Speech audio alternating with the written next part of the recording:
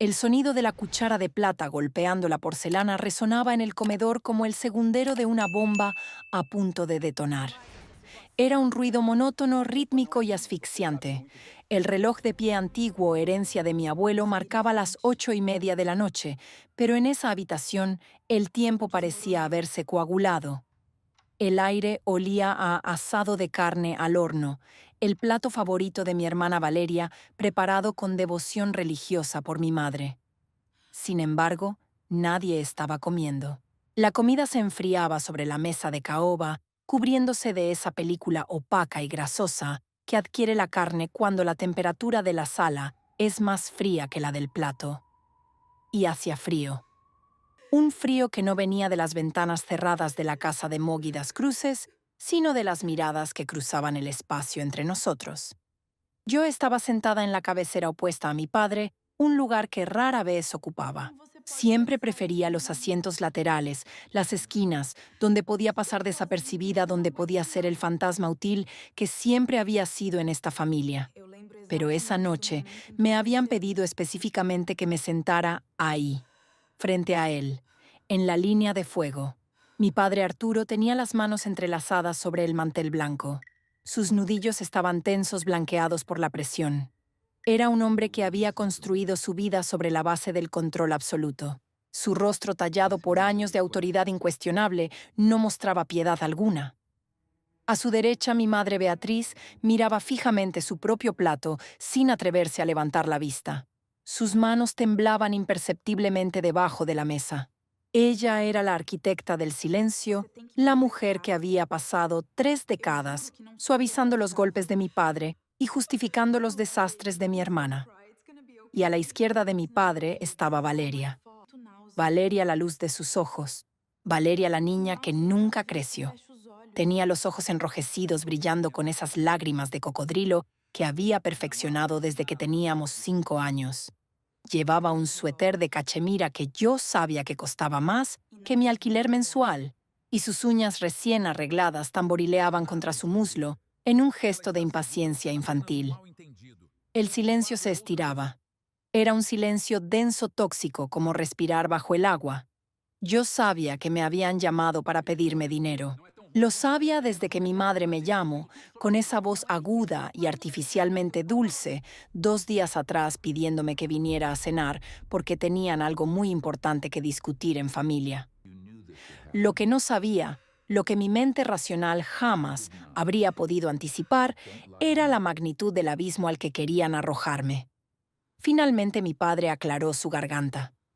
Fue un sonido rasposo autoritario, diseñado para exigir mi completa atención, aunque yo ya no miraba a ningún otro lado.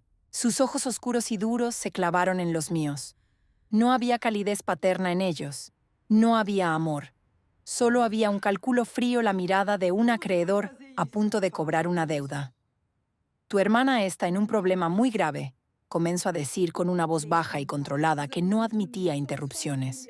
Un problema que amenaza con destruir todo lo que hemos construido como familia.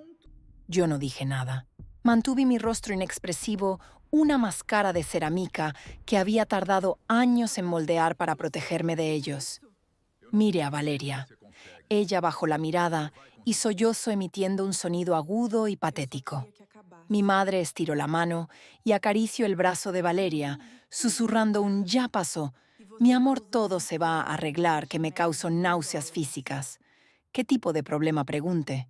Mi voz sonó extrañamente plana, sin la más mínima inflexión de ansiedad. Era la voz de alguien que ya está muerto por dentro esperando el golpe de gracia. Mi padre descruzó las manos y apoyó las palmas planas contra la mesa, inclinándose hacia adelante. Su postura invadía mi espacio vital, proyectando una sombra imaginaria sobre mí. Valeria ha tomado algunas malas decisiones financieras, continuó eligiendo las palabras con cuidado para minimizar la culpa de la hija adorada. Inversiones que no salieron bien. Socios que se aprovecharon de su inocencia. Préstamos que se acumularon. Mentiras, pensé yo. Inocencia es la palabra que mi familia usa para describir la irresponsabilidad crónica, la avaricia desenfrenada y el desprecio total por las consecuencias. ¿Cuánto? Pregunté, interrumpiendo su discurso. No quería escuchar las excusas. Llevaba 30 años escuchando excusas. Quería el número. Quería saber cuánto valía mi vida para ellos esta vez. Mi padre apretó la mandíbula disgustado por mi falta de tacto. El odio las interrupciones. Tu hermana debe $320,000, dijo. El número cayó sobre la mesa con el peso de un yunque. $320,000. No reales dólares. En mi cabeza los engranajes comenzaron a girar a una velocidad vertiginosa, chocando entre sí, rompiéndose, soltando chispas. Esa cantidad no era un error de cálculo. No era una tarjeta de crédito al límite por comprar demasiada ropa o unas vacaciones extravagantes en Europa. Esa cantidad era un fraude a gran escala. Era la ruina absoluta. Un silencio sepulcral volvió a apoderarse del comedor. El tic-tac del reloj parecía ahora ensordecedor. Mire a Valeria de nuevo. $320,000. Como alguien que nunca ha trabajado un día completo en su vida, logra que le presten esa cantidad de dinero a menos que haya falsificado documentos, firmas y garantías. Mire a mis padres. Ellos me estaban mirando a mí con una expectativa perturbadora y enfermiza. No había vergüenza en el rostro de mi padre. Había exigencia. Y el banco está amenazando con embargar, que pregunte con lentitud, sintiendo que el aire se volvía de hielo puro. Embargar las propiedades, dijo mi padre sin apartar la mirada. Todo. La casa en la que estás sentada. El apartamento en la playa. Nuestros fondos de retiro. Ella nos puso como avales. La bilis me subió por la garganta. Avales. Firmaron como avales para un delirio de casi $1/3 sin leer, o peor aún lo leyeron, y creyeron ciegamente que su pequeña princesa milagrosa iba a multiplicar los panes y los peces. ¡Qué tragedia! Susurré. Fue lo único que salió de mi boca. Una observación distante, neutra. Como si estuviera leyendo el titular de un periódico sobre un accidente en otro continente. La reacción no les gustó. Mi madre finalmente levantó la cabeza, sus ojos llenos de lágrimas y resentimiento. No es una tragedia si somos una familia unida, Elena, dijo mi madre con esa voz temblorosa que usaba para manipularme desde la infancia. Tú tienes dinero. Eres directora regional. Sabemos que ganas muy bien. Vives sola, no tienes hijos, no tienes grandes gastos. Tienes ahorros. Tú puedes solucionar esto. Tú puedes salvar a tu hermana. Ahí estaba. El cuchillo entrando directamente en las costillas, girando lentamente para asegurar la hemorragia. No tienes hijos. No tienes grandes gastos. En el idioma de mi familia, eso se traducía como: tu vida no tiene valor inherente, no tienes responsabilidades reales, así que tu deber es financiar los errores catastróficos de la persona que sí importa. Recorde mis madrugadas estudiando. Recorde las becas por las que lloré sangre para no tener que pedirles un centavo, porque sabía que nunca me lo darían. Recorde mis ascensos celebrados en soledad, mientras ellos hacían fiestas enormes para celebrar que Valeria había conseguido un diploma de un curso de floristería de 3 meses. Todo mi sacrificio, todo mi dolor, todo mi éxito repentinamente había sido reclasificado por mis padres como el fondo de emergencia de Valeria. No es mi deuda, dije despacio, pronunciando cada sílaba con una claridad cortante. No gano $320,000 al mes para sacar del bolsillo esa cantidad, e incluso si los tuviera bajo el colchón, no los pagaría. Es un delito. Valeria tiene que asumir las consecuencias. El golpe en la mesa me hizo saltar físicamente. Mi padre había estrellado su puño cerrado contra la madera, haciendo que los vasos de cristal tintinearan peligrosamente. El rostro se le inundó de un rojo púrpura rabioso, la vena de su cuello latiendo con furia descontrolada. No te atrevas a hablarle así a tu hermana, bramó su voz llenando cada rincón de la habitación. No te estamos pidiendo un favor, Elena. Te estamos diciendo lo que vas a hacer. Eres la mayor. Es tu obligación proteger a tu familia. Tú puedes pedir un préstamo a tu nombre, liquidar tus inversiones Vender ese apartamento estúpido que compraste en el centro. Si juntas todo y sacas un crédito, puedes cubrir la deuda principal y nosotros te iremos pagando los intereses. El descaro de la propuesta era tan masivo, tan astronómicamente absurdo, que sentí un zumbido en los oídos. Me estaba ordenando que me declarara en bancarrota, que destruyera mi línea de crédito, mi hogar, mi paz mental, mi futuro entero para cubrir el agujero negro de los fraudes de su hija favorita. Y la promesa de ir pagando los intereses era la mentira más vieja de su repertorio. Yo sería la esclava del banco por los próximos 20 años, mientras Valeria seguiría comprando cachemira y llorando cuando se rompiera una uña. Respiré hondo intentando calmar el latido violento de mi corazón contra mis costillas. Mire a mi hermana. ¿Me estás pidiendo que destruya mi vida por ella? Pregunté mi voz, temblando por una fracción de segundo, traicionando el dolor inmenso de la niña rechazada que aún vivía muy en el fondo de mi pecho. Mi madre se llevó las manos al rostro sollozando dramáticamente. «Eres tan egoísta, Elena», chilló desde detrás de sus manos. «Siempre has sido así de fría.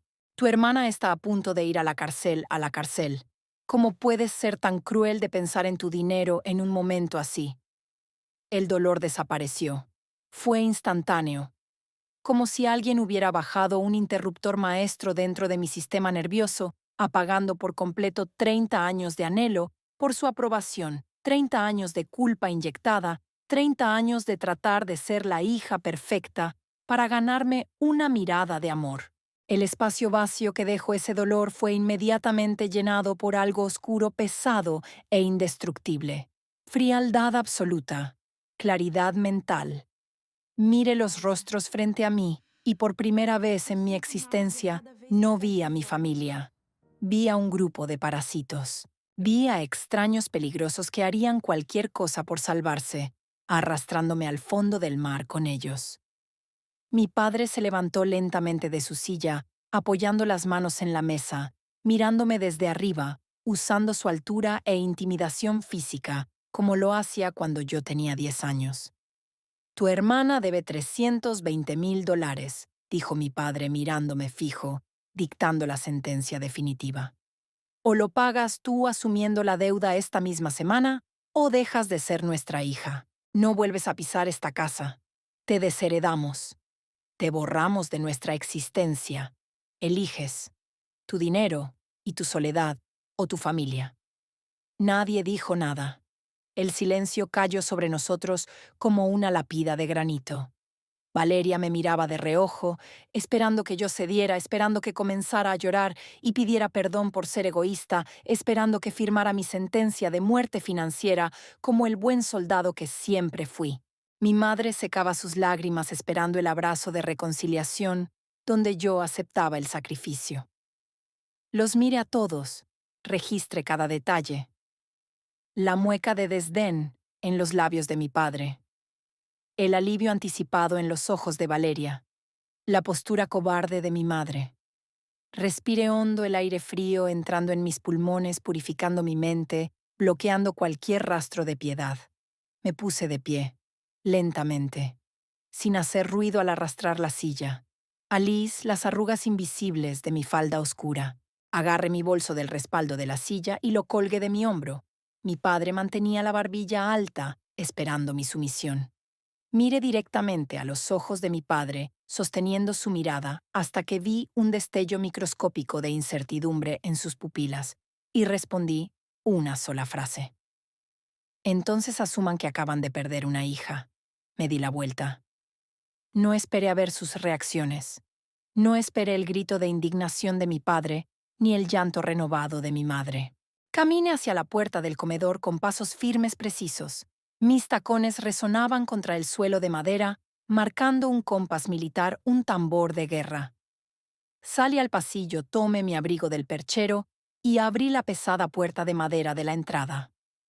El aire frío de la noche de Mógidas Cruces me golpeó el rostro dándome la bienvenida a la orfandad que acababa de elegir.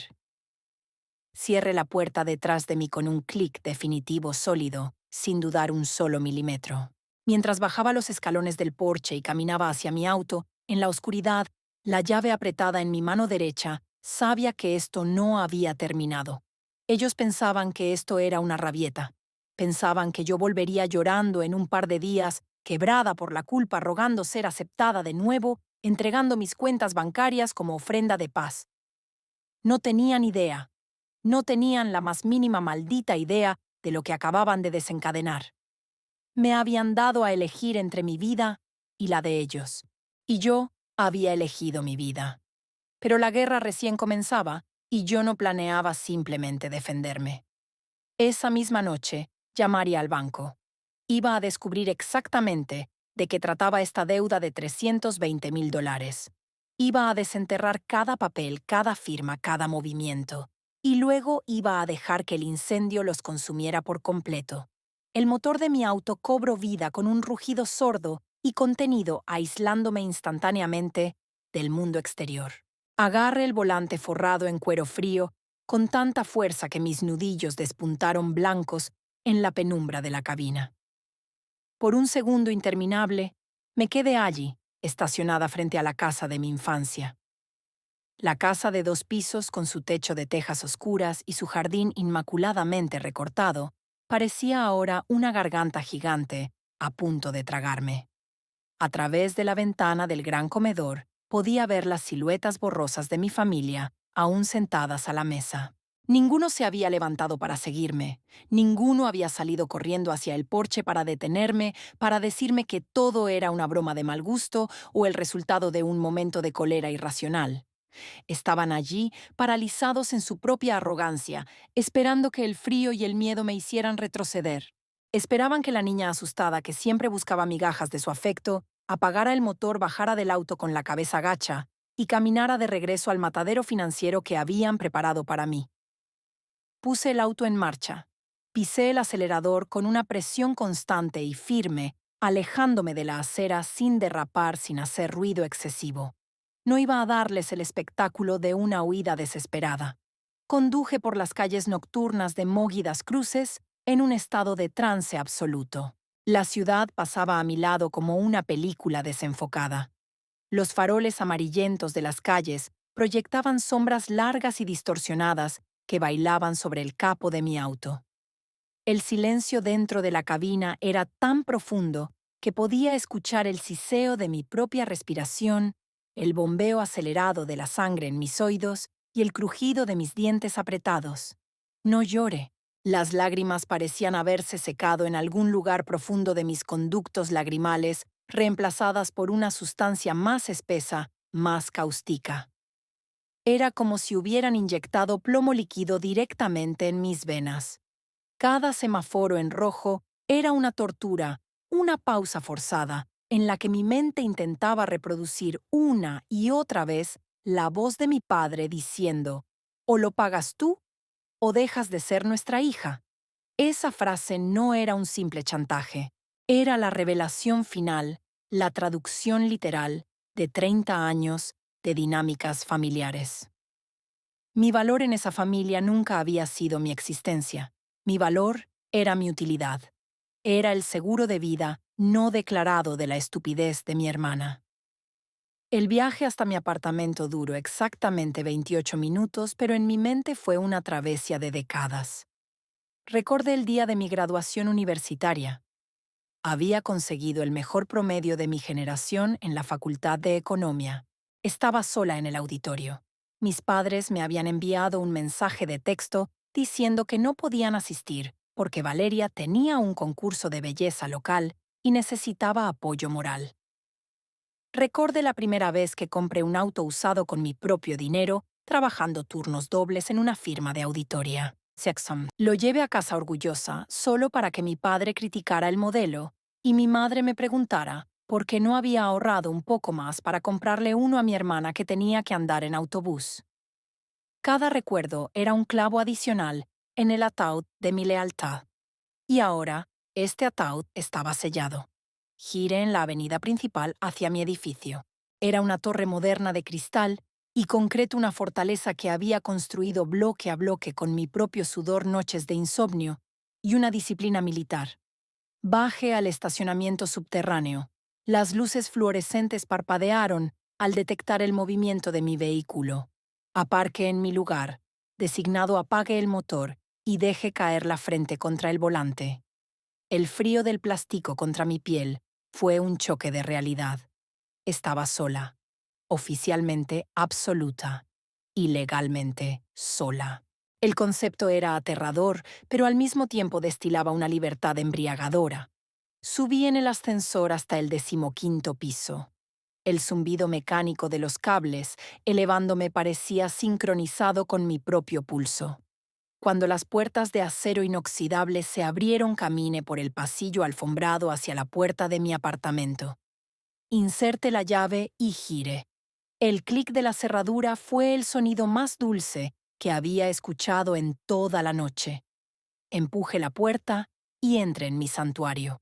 El olor a limpio, a madera pulida y a velas de lavanda me envolvió. No encendí las luces de inmediato. Caminé a oscuras guiándome por la memoria muscular hasta el centro de la sala de estar. Dejé caer el bolso al suelo con un ruido sordo. Me quité el abrigo y lo dejé resbalar por mis brazos cayendo sobre la alfombra. Y entonces, sin ninguna advertencia, mis rodillas cedieron. No caí con gracia. Colapsé como una marioneta a la que le han cortado los hilos bruscamente.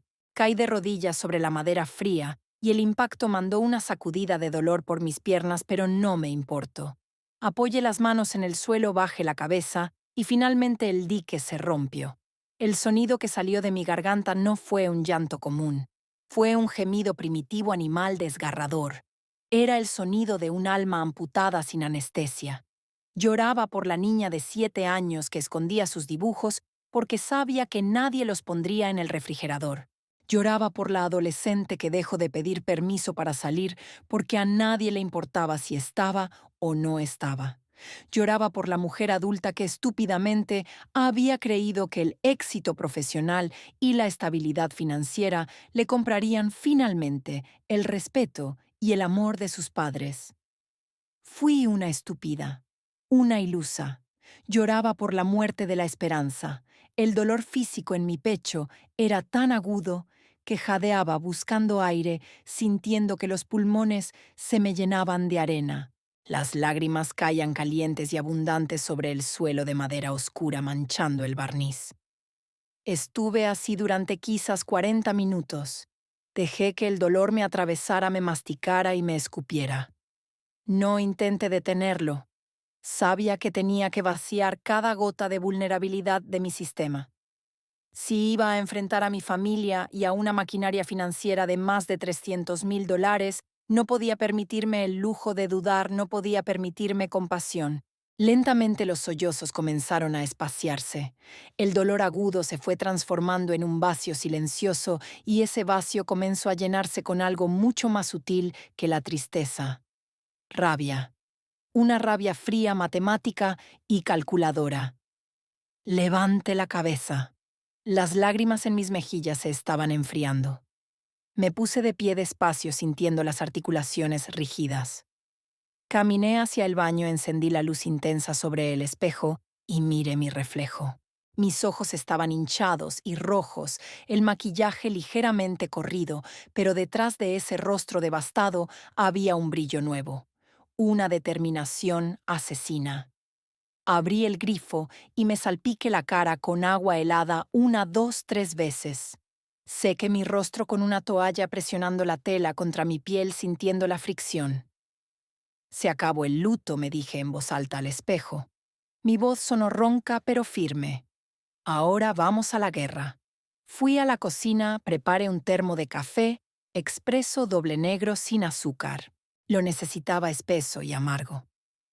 Fui a mi estudio, una habitación minimalista con un escritorio de vidrio y una silla ergonómica. Encendí mi computadora portátil. La pantalla iluminó mi rostro con su brillo azulado. Mire el reloj de la esquina inferior derecha. Eran las 11:14 de la noche. Demasiado tarde para llamar a canales oficiales, pero no demasiado tarde para usar los privilegios de ser una directora regional de finanzas. En el mundo del dinero corporativo, los favores y las deudas no tienen horario de oficina. Tome mi teléfono celular. Busque en mi lista de contactos hasta encontrar el nombre de Roberto. Roberto era un antiguo colega, un auditor forense implacable que ahora trabajaba en el Departamento de Prevención de Fraudes del banco más grande del país, el mismo banco que casualmente manejaba la mayoría de las cuentas de mi familia y de los supuestos negocios de mi hermana. Marque su número. El tono sonaba en mi oído cada bip, aumentando mi concentración. Contesto al cuarto tono. Su voz sonaba cansada y había ruido de televisión de fondo. Roberto, necesito un favor extraoficial, nivel código rojo, le dije sin saludar, sin preámbulos. Mi voz era plana profesional, la misma voz que usaba para despedir a gerentes incompetentes o cerrar adquisiciones hostiles. Hubo un silencio al otro lado de la línea. El sonido de la televisión se apagó. Elena, es casi medianoche. Sabes que esto puede costarme el puesto si me piden registros, dijo Roberto, su tono cambiando instantáneamente, a modo alerta. Sabía que yo no llamaba para trivialidades. Te debo una vida si haces esto. Roberto, respondí, mi vista fija en la pantalla vacía de mi computadora. Necesito que entres al sistema de préstamos de alto riesgo. Busca el perfil de Valeria Costa y de Arturo y Beatriz Costa, mi hermana y mis padres. Hubo una exigencia de pago hoy, una deuda de $320,000. Necesito saber la anatomía exacta de esa deuda, quién firmó cuando firmaron, cuáles son las garantías y cuál es el estado real del cobro. Escuché el sonido de unas llaves y una silla crujiendo. Roberto se estaba sentando frente a su propio equipo en casa. Dame 5 minutos, me dijo. Mantente en la línea. No cuelgues. Los 5 minutos más largos de mi vida. Bebí un sorbo del café hirviendo, sintiendo cómo quemaba el interior de mi garganta, una sensación que me mantenía anclada a la realidad. Escuchaba el sonido inconfundible de los dedos de Roberto, volando sobre su teclado mecánico, navegando a través de servidores a los que solo unos pocos tenían acceso. Mi mente proyectaba todo tipo de escenarios. Había imaginado que Valeria había usado tarjetas de crédito para comprar cosas inútiles. Había imaginado que había pedido préstamos personales falsificando sus ingresos, pero la cifra de 320,000 requería algo más complejo. Requería activos, requería firmas respaldadas por patrimonio. Elena escuchó su voz por el auricular, ahora sonando tensa, perturbada. Tengo los archivos en pantalla. Dime, ordené, apoyando los codos sobre el escritorio de vidrio, entrelazando mis dedos cerca de mis labios. Esto es un desastre absoluto, comenzó Roberto. No es una deuda simple. Hace 14 meses tu hermana registró una empresa de importación de tecnología. Una fachada clásica. Pidió una línea de crédito comercial masiva usando proyecciones financieras que son claramente falsas. Números inflados, contratos falsificados con proveedores inexistentes. El banco inicial rechazó el préstamo por falta de liquidez. Así que busco garantes sólidos. Mis padres, dije, cerrando los ojos por un segundo, sintiendo una punzada de incredulidad ante la ceguera de esos dos ancianos. Sí, continuó Roberto. Pero aquí está lo macabro, Elena. Tus padres no solo firmaron como avales simples. Ellos pignoraron absolutamente todo lo que poseen. La casa principal de Moguidas Cruces está puesta como colateral de primer grado. El apartamento de la playa en Guaruja también. Y firmaron un documento de responsabilidad solidaria que permite el embargo de sus cuentas de pensión. Están atados de pies y manos al destino de esa empresa fantasma. Y el dinero, pregunte, la sangre latiendo detrás de mis ojos. ¿Dónde está el dinero? Desaparecido, dijo Roberto con un suspiro que delataba años de ver cómo la gente arruinaba sus vidas. Los fondos se desembolsaron hace 12 meses. Fueron transferidos a una cuenta personal de Valeria. De ahí se diluyeron. Transferencias a cuentas en el extranjero, compras de artículos de lujo, retiradas de efectivo masivas. No hay mercancía. No hay empresa.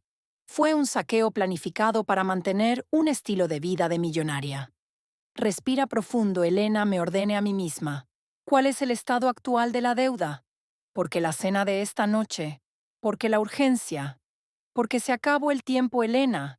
El banco ha activado la cláusula de incumplimiento total.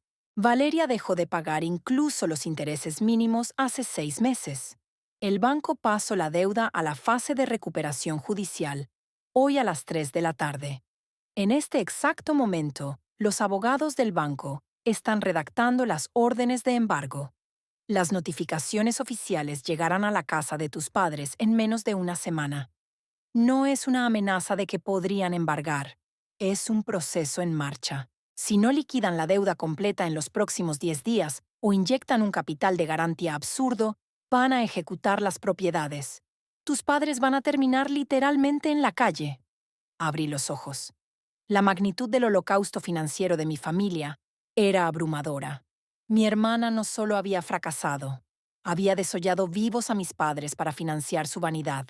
Y mis padres, en su infinita negación y adoración por su hija adorada, le habían entregado el cuchillo. Cuando se dieron cuenta de que estaban a punto de ser destruidos, la mente perversa de mi padre diseñó el plan de contingencia. Lanzarme a mí, a la hoguera. Esperaban que yo liquidara mis activos, que destruyera mi propia vida financiera, que yo pagara en efectivo la deuda para salvar sus propiedades y encubrir el posible fraude penal de Valeria. Hay algo más. Roberto pregunté, mi voz volviéndose tan fría que casi podía congelar el auricular del teléfono. Revisa mi perfil. Busca cualquier conexión. Quiero estar segura de que no usaron mi nombre de ninguna manera. Escuche más tecleos. Silencio por unos segundos. No, Elena. Tú estás limpia. No hay firmas falsificadas con tu nombre, ni apareces en ningún documento de la empresa. Supongo que sabían que si usaban tu nombre como analista financiera que eres, te habrías dado cuenta en cuestión de días, mediante las alertas de crédito. No, no lo hicieron por respeto o precaución. Susurré más para mí misma que para él. Lo hicieron porque en su cabeza el plan de contingencia era exigírmelo cara a cara. Estaban tan seguros del control psicológico que tenían sobre mí que no necesitaron robarme la identidad. Creían que yo les entregaría mi identidad voluntariamente. Elena, intervino Roberto, su tono bajando a un nivel casi confidencial. ¿Qué vas a hacer? Si quieres salvar esa casa, tienes que mover fondos mañana mismo. Es un suicidio financiero, pero si es por tus padres. No termine la frase por él. No voy a salvar absolutamente nada. Roberto, quiero que me envíes capturas de pantalla encriptadas de todos los movimientos de las cuentas de Valeria y los contratos firmados por mis padres. Quiero pruebas de que el dinero se gastó en lujos y no en inversiones. Elena, eso es ilegal. No puedo darte documentos internos de esa manera, y lo sabes. Roberto, le dije, mi voz destilando una autoridad oscura e inquebrantable. Te saqué de ese lío fiscal hace 4 años cuando estabas a punto de ir a la cárcel por negligencia. Te salve la carrera. Te salve el matrimonio. Me debes esta vida. Mándame los documentos a mi correo personal seguro. Nadie sabrá de dónde salieron. Los necesito como escudo. Si mi familia va a caer, voy a asegurarme de tener el blindaje legal para que no intenten arrastrarme en la corte alegando abandono o exigiendo pensión alimenticia filial. La respiración de Roberto al otro lado fue pesada y derrotada. Sabía que no tenía escapatoria. Te envío el archivo comprimido en 5 minutos. La contraseña es la fecha en que entramos a la firma. Elena, sea lo que sea que vayas a hacer, ten cuidado. Estás lidiando con un agujero negro. Gracias, Roberto. Estamos a mano. Colgué el teléfono antes de que pudiera decir una palabra más. Dejé el dispositivo sobre el escritorio de vidrio. Me recosté en la silla ergonómica y miré al techo. La adrenalina me mantenía hiperalerta. Cada nervio de mi cuerpo estaba electrificado. Mis padres pensaban que me habían dado un ultimátum. Pensaban que yo estaba en casa llorando, buscando frenéticamente maneras de vender mi apartamento y liquidar mis ahorros para salvarlos. No sabían que yo acababa de abrir la caja de Pandora. No sabían que ya tenía los planos de su ejecución. El archivo llegó a mi bandeja de entrada 5 minutos después con precisión suiza. Descargué el documento comprimido, ingresé la contraseña y extraje los archivos. Había decenas de PDFs, contratos bancarios, facturas de tarjetas de crédito, registros de transferencias. Pasé las siguientes 3 horas leyendo cada línea, descifrando cada movimiento. Fue una autopsia fascinante y vomitiva. Ahí estaba la compra de un reloj Cartier de $12,000. Ahí estaban los recibos de hoteles de 5 estrellas en París y Milán. Ahí estaban las transferencias a clínicas de cirugía estética. Y todo financiado con el sudor de la vida entera de mi padre y el patrimonio de mi madre. Valeria los había consumido desde adentro como un parásito, y ahora que el hueso estaba seco, quería saltar hacia mí. Imprimí los documentos más condenatorios. El sonido de la impresora expulsando las hojas en el silencio de la madrugada era como el sonido de una guillotina siendo afilada.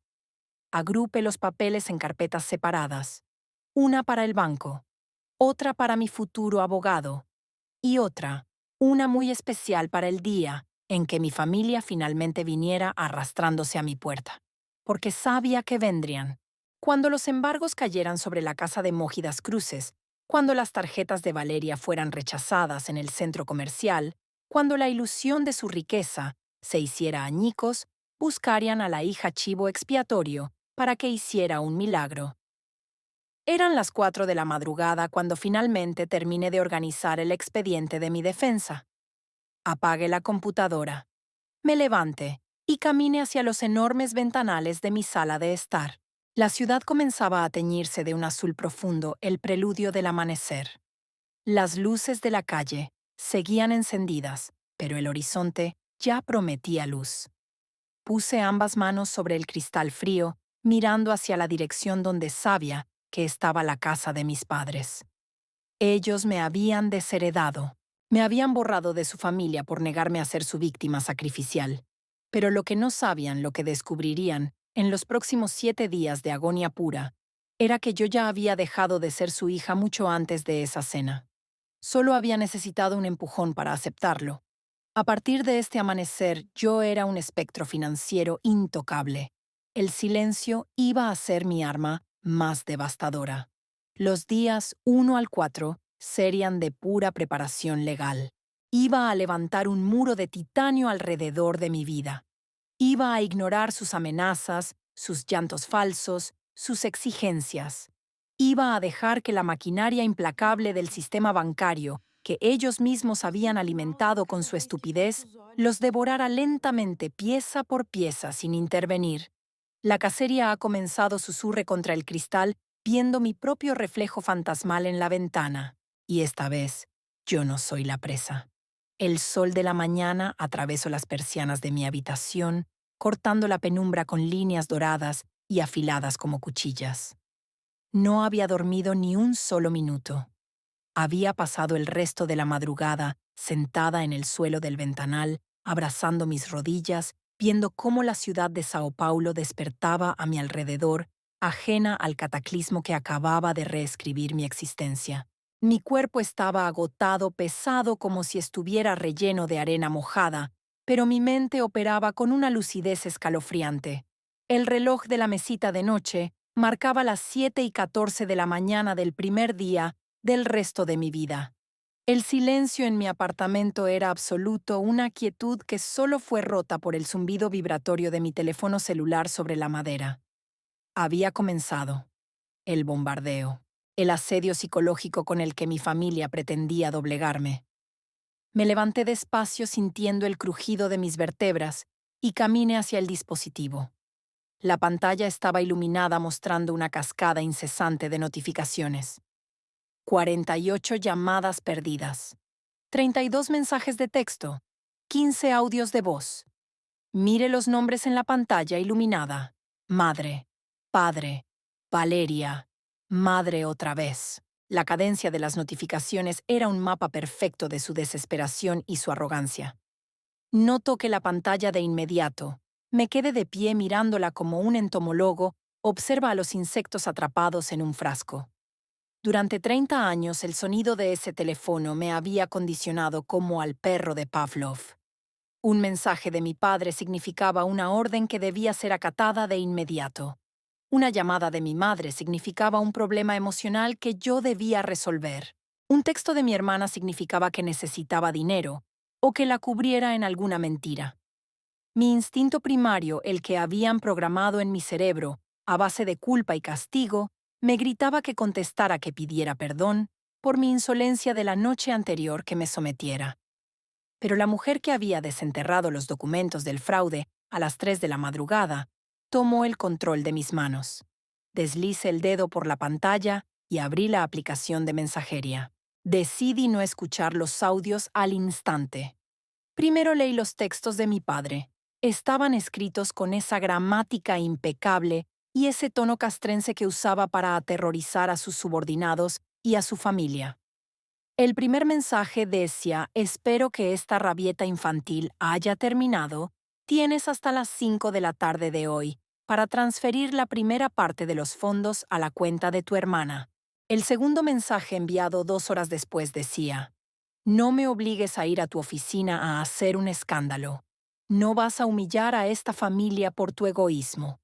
El tercer mensaje, enviado al amanecer, era una amenaza directa.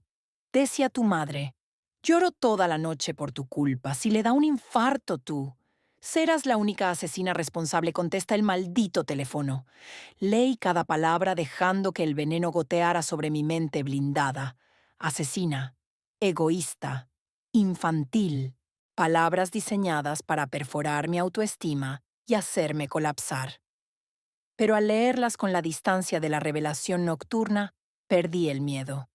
Me di cuenta de algo patético y maravilloso al mismo tiempo.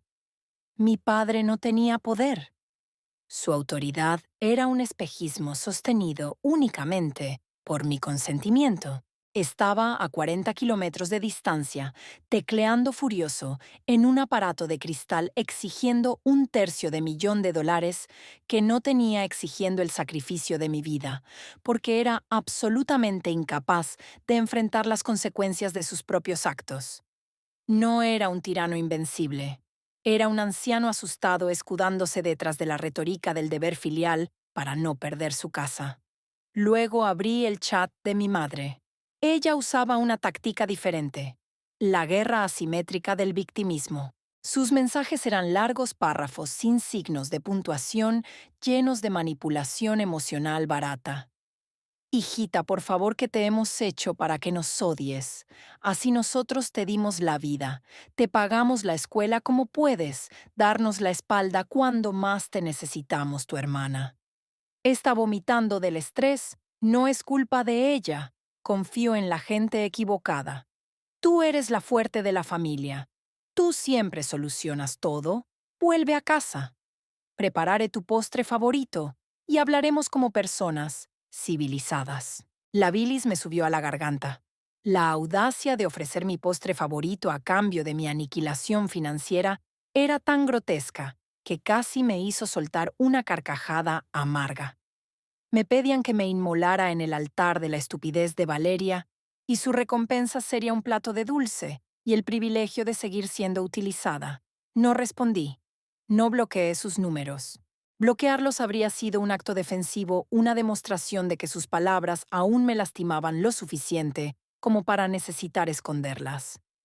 Y necesitaba que supieran que los estaba leyendo. Quería que el doble tilde azul de confirmación de lectura fuera un clavo de hielo clavándose en sus mentes hora tras hora. Quería que vieran que yo estaba ahí, al otro lado de la línea, perfectamente viva, perfectamente consciente, asimilando cada una de sus balas y decidiendo activamente no devolver el disparo. El silencio es el arma más violenta que existe cuando se usa contra personas que están acostumbradas a gobernar a través del ruido. El silencio les quita el oxígeno, los obliga a escuchar el eco de su propia desesperación. Apague la pantalla del teléfono, deje el aparato boca abajo sobre la encimera de la cocina y me prepare para ir a trabajar. Me duche con agua, casi hirviendo, frotando mi piel con una esponja áspera, como si pudiera borrar los últimos 30 años de sumisión. Me vestí con un traje sastre de corte impecable, color gris carbón, tacones de aguja negros y un maquillaje que endurecía mis facciones, acentuando los ángulos de mi rostro. Cuando me miré al espejo en el vestíbulo antes de salir, no vi a la hija decepcionante de Arturo y Beatriz Costa. Vi a la directora regional de finanzas corporativas. Vi a un depredador apex de la selva de cemento lista para defender su territorio. El segundo día fue el día de la arquitectura legal. No fui a mi oficina habitual. Había solicitado 3 días de licencia personal por motivos familiares ineludibles. La ironía de la excusa no pasó desapercibida para mí. Conduje hasta el distrito financiero de la avenida Faria Lima, el corazón palpitante y despiadado del dinero en el país. Mi destino era el bufete de abogados de Roberto Méndez y Asociados. No había elegido a cualquier abogado. Méndez no era un terapeuta familiar disfrazado de letrado, ni un mediador pacífico. Méndez era un tiburón blanco con un título de Harvard, un especialista en litigios financieros complejos, protección patrimonial y disolución de sociedades tóxicas. Cobraba $1,500 la hora y valía cada maldito centavo. La sala de espera de su oficina en el piso 32 estaba revestida de paneles de madera de nogal oscuro y cuero italiano. No había revistas de entretenimiento, solo publicaciones de Wall Street y reportes de mercado. Cuando la asistente me hizo pasar al inmenso despacho de Méndez, él me recibió de pie, detrás de un escritorio que parecía tallado en un solo bloque de mármol negro. Era un hombre de 50 años, impecablemente peinado, con unos ojos fríos e inquisitivos que escaneaban a las personas, evaluando su patrimonio neto en segundos. Tomé asiento frente a él, abrí mi maletín de cuero y saqué la gruesa carpeta de documentos que había impreso en la madrugada anterior. La dejé caer sobre el mármol con un sonido sordo y pesado. Doctor Méndez, comencé sin dudar mi voz firme y neutra. Necesito levantar un muro de contención legal alrededor de todos mis activos, mis ingresos presentes y futuros y mi responsabilidad civil. Mi familia biológica está a punto de entrar en un colapso financiero masivo debido a una deuda de fraude comercial de $320,000, en la que mis padres han pignorado todo su patrimonio como avalistas solidarios para la empresa fantasma de mi hermana. Ellos han exigido que yo asuma la deuda bajo amenaza de desheredarme y repudio familiar. Yo he rechazado la exigencia. El banco iniciará la ejecución hipotecaria en cuestión de días. Necesito asegurarme de que no exista ningún vacío legal en las leyes de amparo familiar brasileñas o internacionales que les permita demandarme por abandono afectivo, pensión alimenticia para ancianos o que obligue a mis cuentas a responder por sus negligencias. Méndez no mostró sorpresa. Su rostro permaneció estoico mientras tomaba la carpeta y comenzaba a revisar los documentos. El sonido de las páginas pasando lleno el silencioso despacho durante 15 largos minutos. Yo observaba sus pupilas moverse rápidamente de izquierda a derecha, asimilando la anatomía del desastre. Cuando finalmente cerró la carpeta, se quitó las gafas de lectura y me miro con una mezcla de respeto profesional y una leve mueca de asco dirigida hacia los papeles. Señora Costa, dijo Méndez, cruzando las manos sobre su estómago. Su familia no solo ha cavado su propia tumba financiera, han construido el ataúd, han puesto los clavos y han saltado dentro con una antorcha encendida. Este nivel de negligencia al firmar garantías es extraordinario incluso para mis estándares. Su hermana orquestó un fraude premeditado y sus padres sirvieron como los tontos útiles. El banco no va a tener piedad. La ejecución de esas propiedades será rápida y brutal.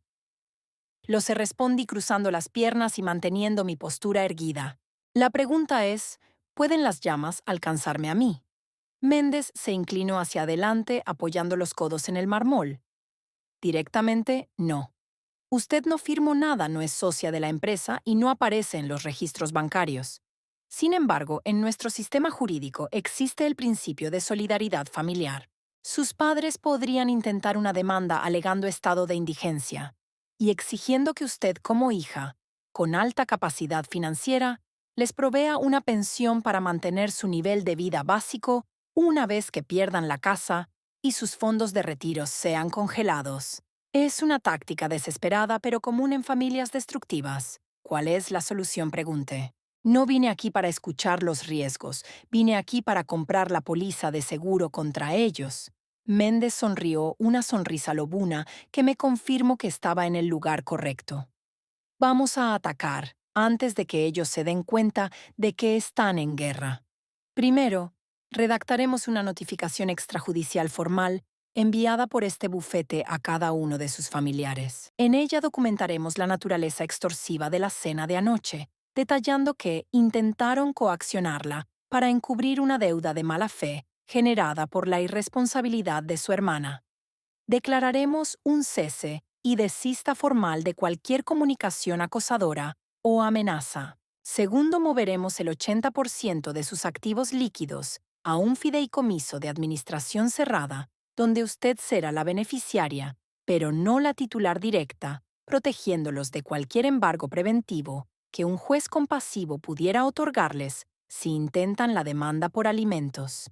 Tercero, si ellos intentan usar la carta del abandono de personas mayores, usaremos estos mismos documentos de fraude para demostrar ante la Corte que su ruina fue un acto de despilfarro voluntario y negligencia temeraria, anulando su derecho a reclamar auxilio financiero de un tercero inocente. Hazlo, dije simplemente. Inicia los trámites hoy mismo. ¿Cuánto es la provisión de fondos? 50.000 reales para empezar la estructuración del fideicomiso y los blindajes preventivos, respondió Méndez sin parpadear. Te haré la transferencia antes de salir de esta oficina con firme. Pero hay algo más. Quiero que envíes a un investigador privado a hacer un levantamiento de los bienes ocultos de mi hermana. Joyas, autos registrados a nombre de terceros, cajas de seguridad. Cuando el banco vaya por mis padres y ellos vengan llorando a mi puerta, exigiendo justicia, quiero tener el inventario exacto de lo que su adorada hija les robó para tirárselos en la cara. Quiero que la destrucción de su fantasía sea absoluta. Méndez asintió lentamente, tomando notas en una libreta de cuero. Usted es una mujer sumamente pragmática, señora Costa. La mayoría de los clientes en su posición se sientan en esa misma silla a llorar y a preguntar por qué su familia no los ama. Yo ya lloré mi cuota anoche, doctor Méndez, dije levantándome de la silla, alisando mi falda. Descubrí que las lágrimas no pagan hipotecas ni detienen embargos. El pragmatismo es todo lo que me queda.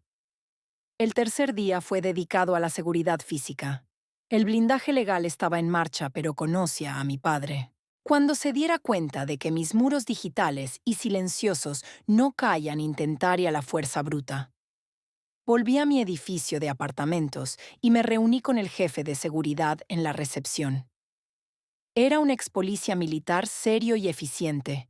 Le entregué fotografías impresas de mi padre, mi madre y mi hermana.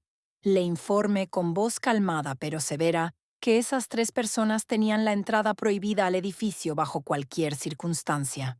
Le aclaré que no debían pasar del portón de la calle y que si mi padre intentaba intimidar a los porteros o usar lenguaje abusivo, tenían mi autorización expresa y documentada para llamar a la policía de inmediato y presentar cargos por allanamiento e intrusión. Subí a mi apartamento, llamé a un cerrajero de emergencia y cambié la cerradura electrónica principal por un modelo de seguridad biométrica de grado militar. Mientras el técnico taladraba la puerta pesada de mi hogar, yo sentía cada vibración como un paso más hacia la emancipación total. Estaba transformando mi casa en una bóveda inexpugnable. El cuarto día fue quizás el más perturbador psicológicamente. Fue el día del silencio antes de la tormenta. Mi teléfono seguía acumulando mensajes, pero el tono había cambiado sutilmente. La furia de mi padre había dado paso a una irritación impaciente. Su último mensaje decía: Elena, deja de comportarte como una adolescente resentida y llámame. Tenemos que organizar la transferencia para mañana temprano. El banco está presionando. No se daban cuenta. No tenían la capacidad cognitiva o emocional para concebir un universo donde yo no cediera a su voluntad. En su mente enferma mi silencio no era una declaración de guerra, era simplemente una rabieta alargada. Estaban convencidos de que en este preciso momento yo estaba en una sucursal bancaria, liquidando mis inversiones para salvarlos. Decidí abrir mi computadora y revisar las redes sociales algo que rara vez hacía. Quería ver el mundo a través de sus ojos ciegos. Busqué el perfil de mi hermana Valeria. Era una cuenta pública diseñada para proyectar una imagen de éxito irreal de heredera cosmopolita. Su última publicación era de hace apenas unas horas, el cuarto día del asedio. Era una fotografía de ella en bata blanca sosteniendo una copa de mimosa en el spa de un hotel de lujo en la ciudad. El texto debajo de la foto me revolvió el estómago de una forma física. Decía día de autocuidado relajándome y alejando las energías tóxicas de mi vida. La familia que eliges es la que importa. Vibra alto. La psicopatía de la imagen era abrumadora. Valeria estaba bebiendo champán en un spa de $1000. La sesión pagado probablemente con el límite final de alguna tarjeta de crédito al borde del colapso, mientras sus padres estaban a 48 horas de perder el techo bajo el que dormían, y ella publicaba citas pasivo-agresivas sobre energías tóxicas, refiriéndose a mí, la hermana, a la que acababan de intentar extorsionar por más de $250,000. Navegué un poco más abajo. Había fotos de mis padres del fin de semana anterior. Estaban en el club de campo de Mójidas Cruces, mi padre sosteniendo un palo de golf, mi madre sonriendo con sus perlas al cuello. Parecían los reyes del mundo, un matrimonio próspero respetado de la alta sociedad local. Vivían en una burbuja de jabón tan gruesa que ni siquiera el borde del precipicio financiero podía perforarla. Mi padre creía que controlaba el mundo porque podía gritar en la cabecera de una mesa. Mi madre creía que el amor lo curaba todo mientras se hiciera de la vista gorda ante el fraude. Y Valeria creía que el universo existía únicamente para financiar sus caprichos estéticos. Cerré la computadora portátil de golpe. El sonido seco reverberó en el silencio de mi apartamento. La ignorancia de mis verdugos no me daba lástima. Me daba una claridad gélida. Había pasado toda mi vida sintiéndome inferior a ellos, creyendo que yo era la defectuosa, la que no encajaba en ese cuadro perfecto de familia feliz. Pero al observar su comportamiento en el abismo, me di cuenta de que no eran perfectos. Eran criaturas frágiles delirantes y parasitas. Habían construido un castillo de naipes sobre arenas movedizas y en lugar de buscar tierra firme, habían decidido usar mi cuerpo como cimiento para intentar sostenerlo. Me preparé una taza de té verde y me paré frente al gran ventanal de mi sala, observando cómo el sol comenzaba a descender sobre Sao Paulo, tiñendo el cielo de tonos anaranjados y purpuras. El día 4 estaba llegando a su fin. Mis preparativos estaban completos. El blindaje legal estaba activado. Mis cuentas estaban protegidas. Mi casa era una fortaleza. Mi mente era un bloque de hielo impenetrable. Mañana sería el día 5, el día en que el plazo del banco vencía formalmente, el día en que la maquinaria trituradora de la recuperación de deudas se pondría en marcha de forma oficial e irreversible. Mañana las tarjetas de plástico dorado de mi hermana serían rechazadas en las terminales, con ese pitido agudo e insultante. Mañana, los correos certificados con sellos rojos de embargo comenzarían a salir de las oficinas de los tribunales hacia la puerta de madera tallada de la casa de Mójidas Cruces. Mañana la burbuja de jabón finalmente se encontraría con la aguja de la realidad. Mire el horizonte y respire hondo disfrutando del sabor del té en mis labios. Que empiece el incendio, susurre al cristal vacío, sabiendo que a partir de mañana el mundo que mi familia conocía dejaría de existir para siempre. El quinto día amaneció con una normalidad abrumadora. El cielo sobre Sao Paulo estaba despejado de un azul pálido e indiferente. Volví a mi oficina en el piso 28 de la torre corporativa. Me senté en mi sillón de cuero negro, encendí mis monitores y comencé a revisar los reportes trimestrales de mi division. El sonido de los teclados de mis analistas al otro lado del cristal de mi oficina, el murmullo de las llamadas telefónicas, el aroma a café recién molido de la máquina de la sala de descanso, todo funcionaba con la precisión de un reloj suizo. Mi vida era un ecosistema de orden absoluto. Nadie en ese edificio sabía que bajo mi traje de diseñador y mi expresión impasible. Yo era el epicentro de un terremoto financiero que estaba a punto de destruir a mi propia sangre. Dejé mi teléfono personal sobre el escritorio boca arriba con el volumen apagado pero la pantalla visible. Era mi monitor de sismología privado. El primer temblor se registró exactamente a la 1:45 de la tarde. La pantalla de mi teléfono se iluminó con una llamada entrante de Valeria. No respondí. Dejé que sonara hasta que el buzón de voz la cortó. Inmediatamente después comenzó una avalancha de mensajes de texto. La cadencia de las notificaciones era histérica, disparándose una tras otra en rápida sucesión. Bajé la mirada hacia la pantalla, sin tocar el dispositivo leyendo los fragmentos de texto que aparecían en las notificaciones emergentes. Elena, ¿qué hiciste? Decía el primero. Elena, contestame ahora mismo, decía el segundo. Elena, estoy en el restaurante Fasano con mis amigas, y mi tarjeta Platinum acaba de ser rechazada. El mesero me miró como si fuera una vagabunda, decía el tercero. Elena, llame al banco, y me dijeron que la cuenta está congelada, por orden judicial. ¿De qué maldita orden judicial están hablando? Si papá dijo que tú ibas a transferir los fondos hoy en la mañana, decía el cuarto. Observé las palabras parpadear en la pantalla y sentí que una sonrisa fría milimétrica se dibujaba en la comisura de mis labios. Ahí estaba, el momento exacto de la colisión. Valeria en medio de un almuerzo de lujo, rodeada de su séquito de amigas superficiales, descubriendo que su corona de papel maché acababa de disolverse en ácido. Pude visualizar la escena con una claridad cinematográfica. El mesero de chaqueta blanca, regresando a la mesa con el terminal de pago en la mano, inclinándose con esa falsa cortesía que usan los empleados de lugares caros cuando algo sale mal, susurrando: «Señora, su tarjeta no ha pasado». La risa nerviosa de Valeria buscando otra tarjeta en su bolso de Prada. El segundo rechazo. El tercero. El pitido agudo y humillante de la máquina denegando la transacción.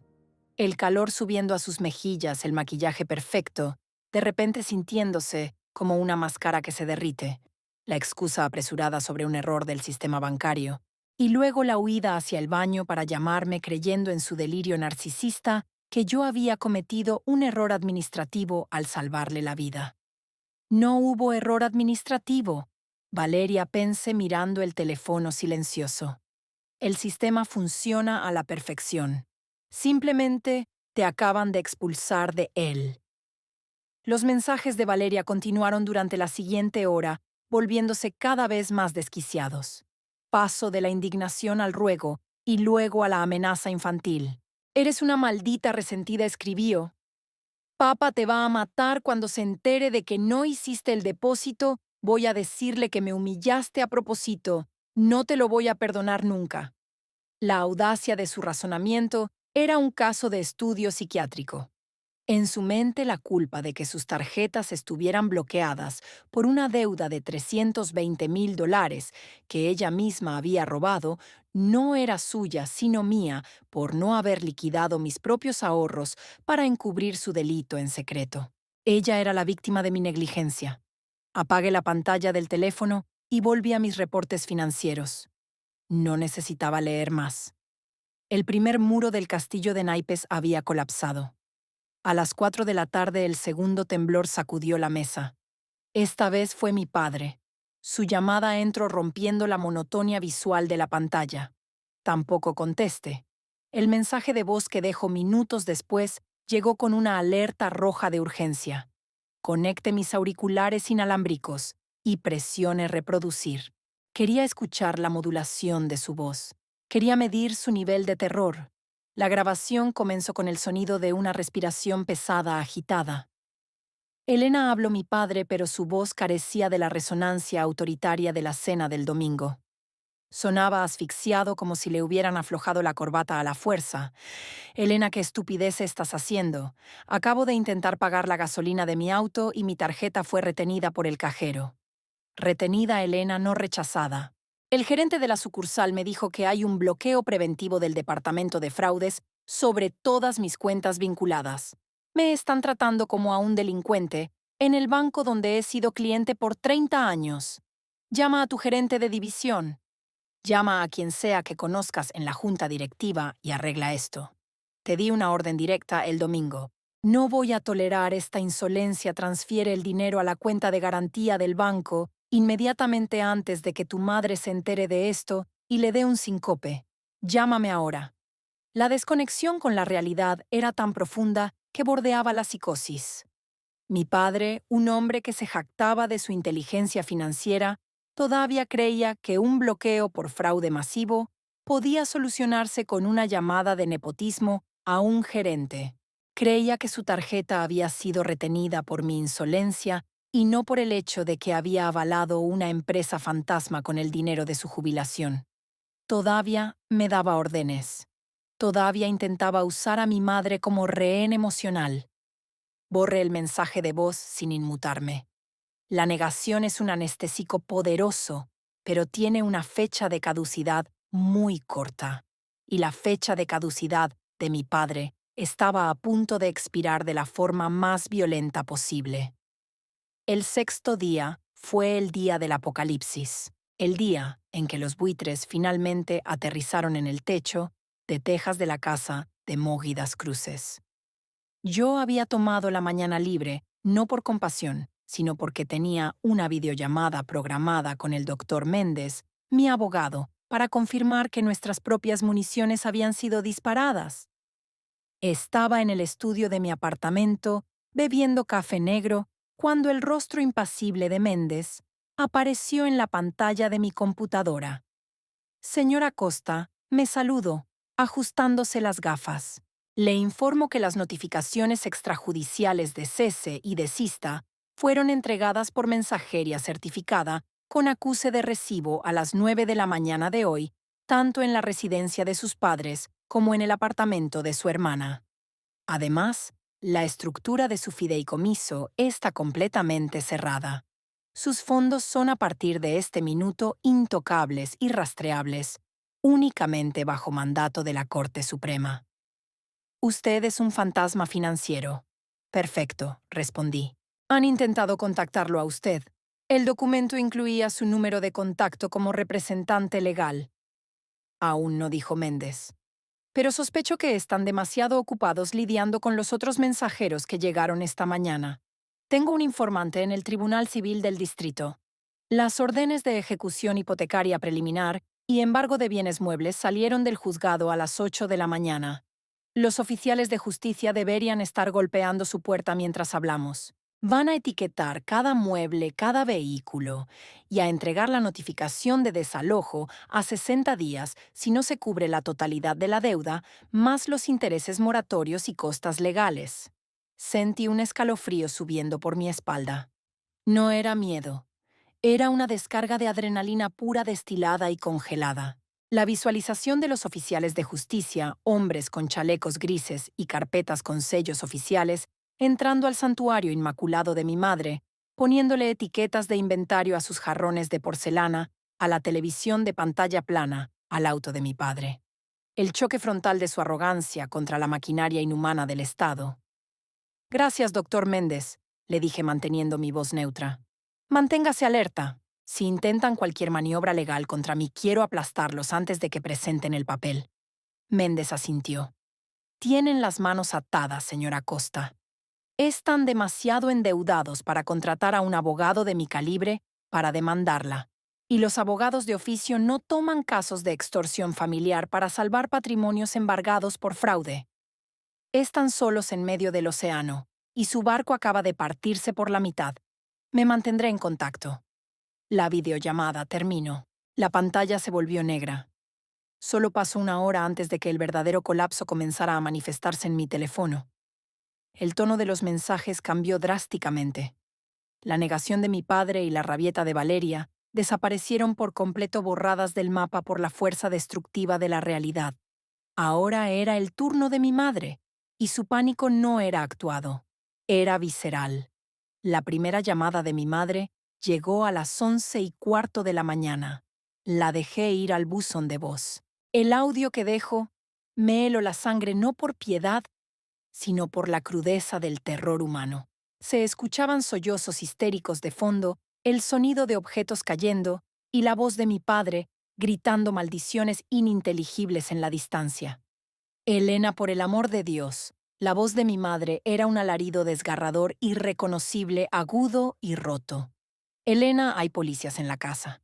Hay hombres con papeles. Están diciendo que nos van a quitar la casa, Elena. Están diciendo que la casa ya no es nuestra, que le pertenece al banco.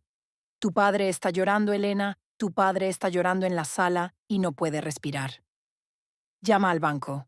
Les dije que hubo un error, que tú nos ibas a ayudar, que tú tienes el dinero. Les di tu número de teléfono, pero no les importa. Están anotando mis muebles, Elena, porque nos haces esto.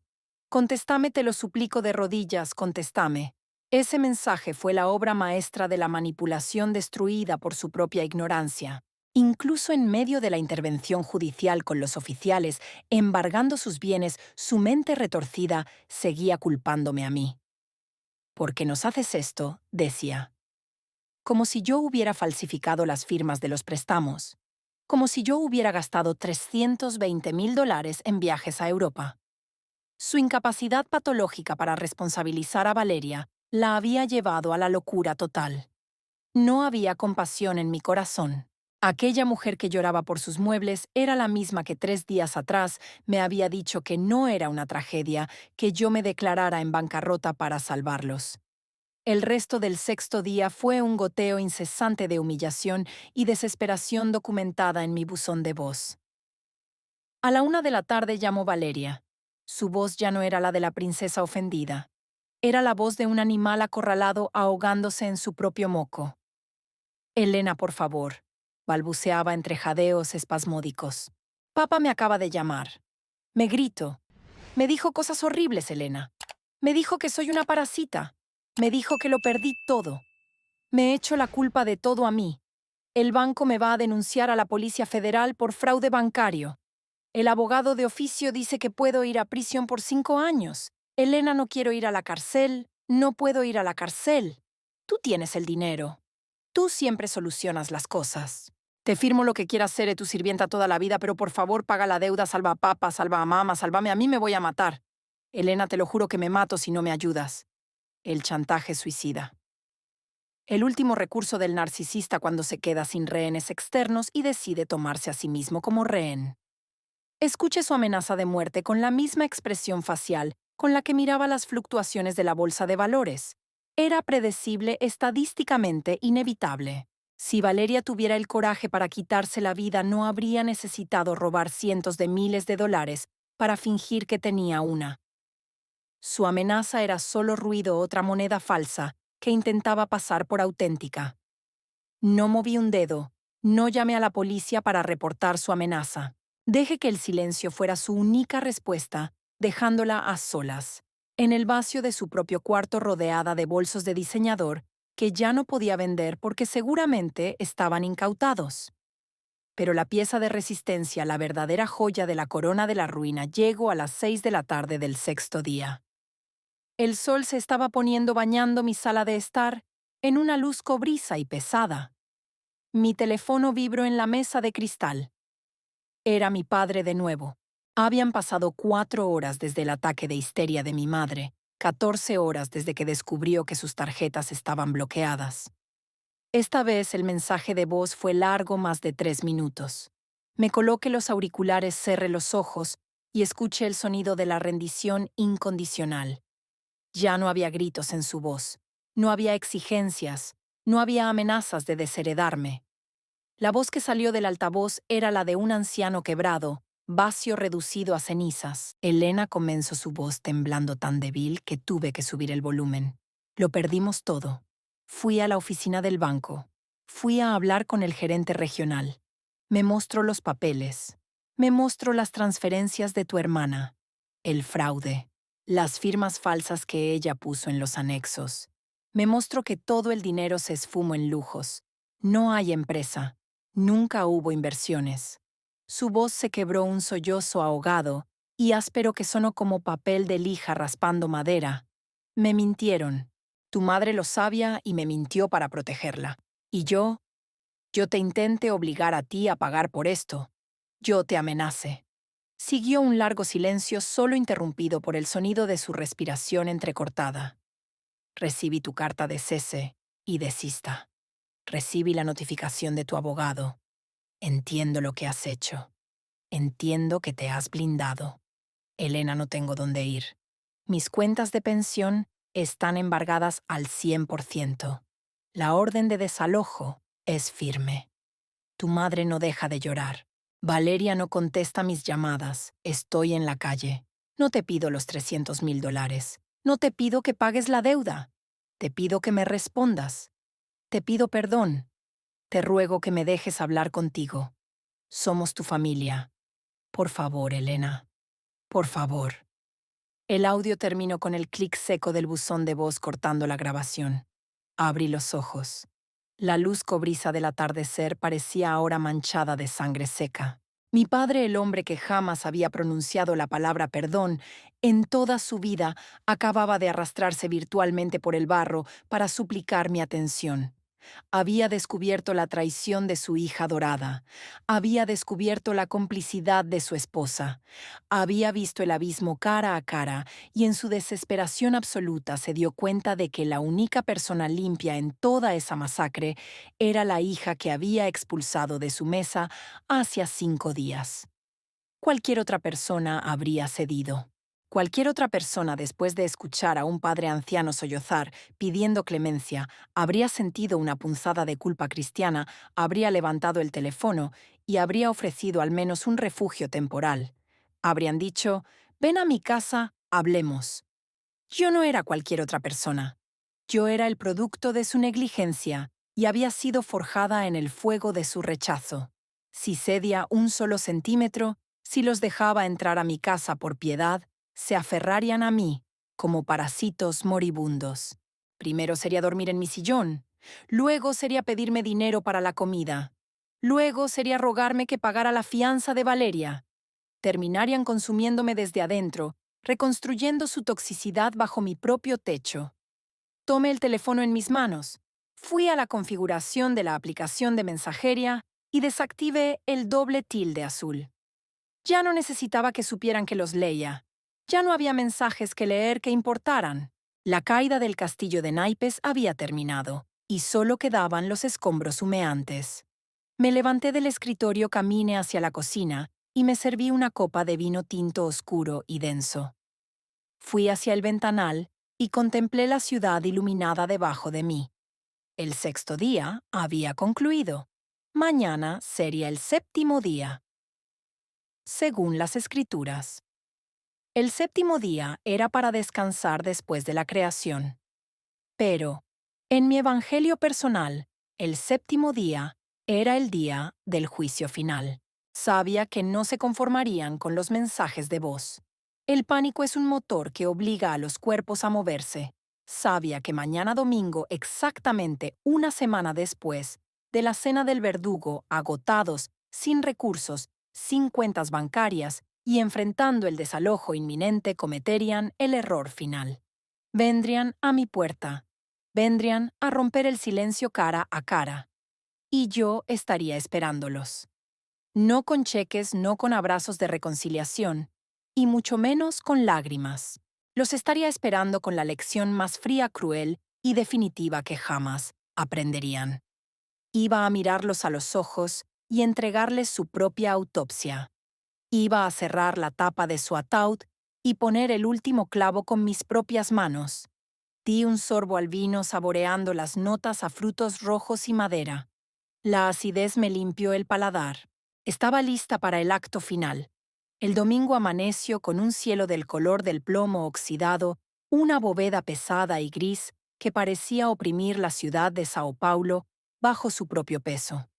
Había comenzado a llover durante la madrugada, una llovizna fría y persistente que no limpiaba las calles, sino que parecía ensuciarlas, difuminando los contornos de los edificios y convirtiendo el asfalto en un espejo oscuro y resbaladizo. Desde el gran ventanal de mi apartamento en el 15º piso, observé cómo las gotas de agua trazaban caminos lentos y distorsionados sobre el cristal grueso. El clima era la metáfora perfecta para el día que me esperaba.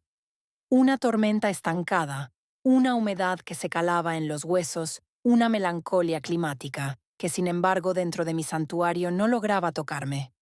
Yo estaba a salvo. La temperatura de mi sala estaba regulada a 22 grados perfectos. El aire filtrado olía a granos de café tostado y a madera limpia. Llevaba puesto un conjunto de seda oscura, pantalones anchos y una blusa de cuello alto que acariciaba mi piel como una armadura suave y ligera. Estaba descalza sintiendo la solidez del suelo de madera bajo las plantas de mis pies, conectada a la tierra de mi propia independencia. Preparé el desayuno con una lentitud ceremonial. No tenía prisa. El tiempo había dejado de ser un verdugo para convertirse en mi aliado incondicional. Corte rebanadas finas de pan artesanal, unte mantequilla salada sobre la miga tostada, serví el café humeante en una taza de porcelana blanca y me senté en la isla de la cocina. El silencio de la mañana dominical era profundo, casi reverencial. Mi teléfono celular yacía sobre el mostrador de cuarzo negro a mi lado silencioso. Después de la cascada de desesperación del día anterior, el vacío acústico de hoy era ensordecedor. Sabía lo que significaba ese silencio. No significaba que se hubieran rendido.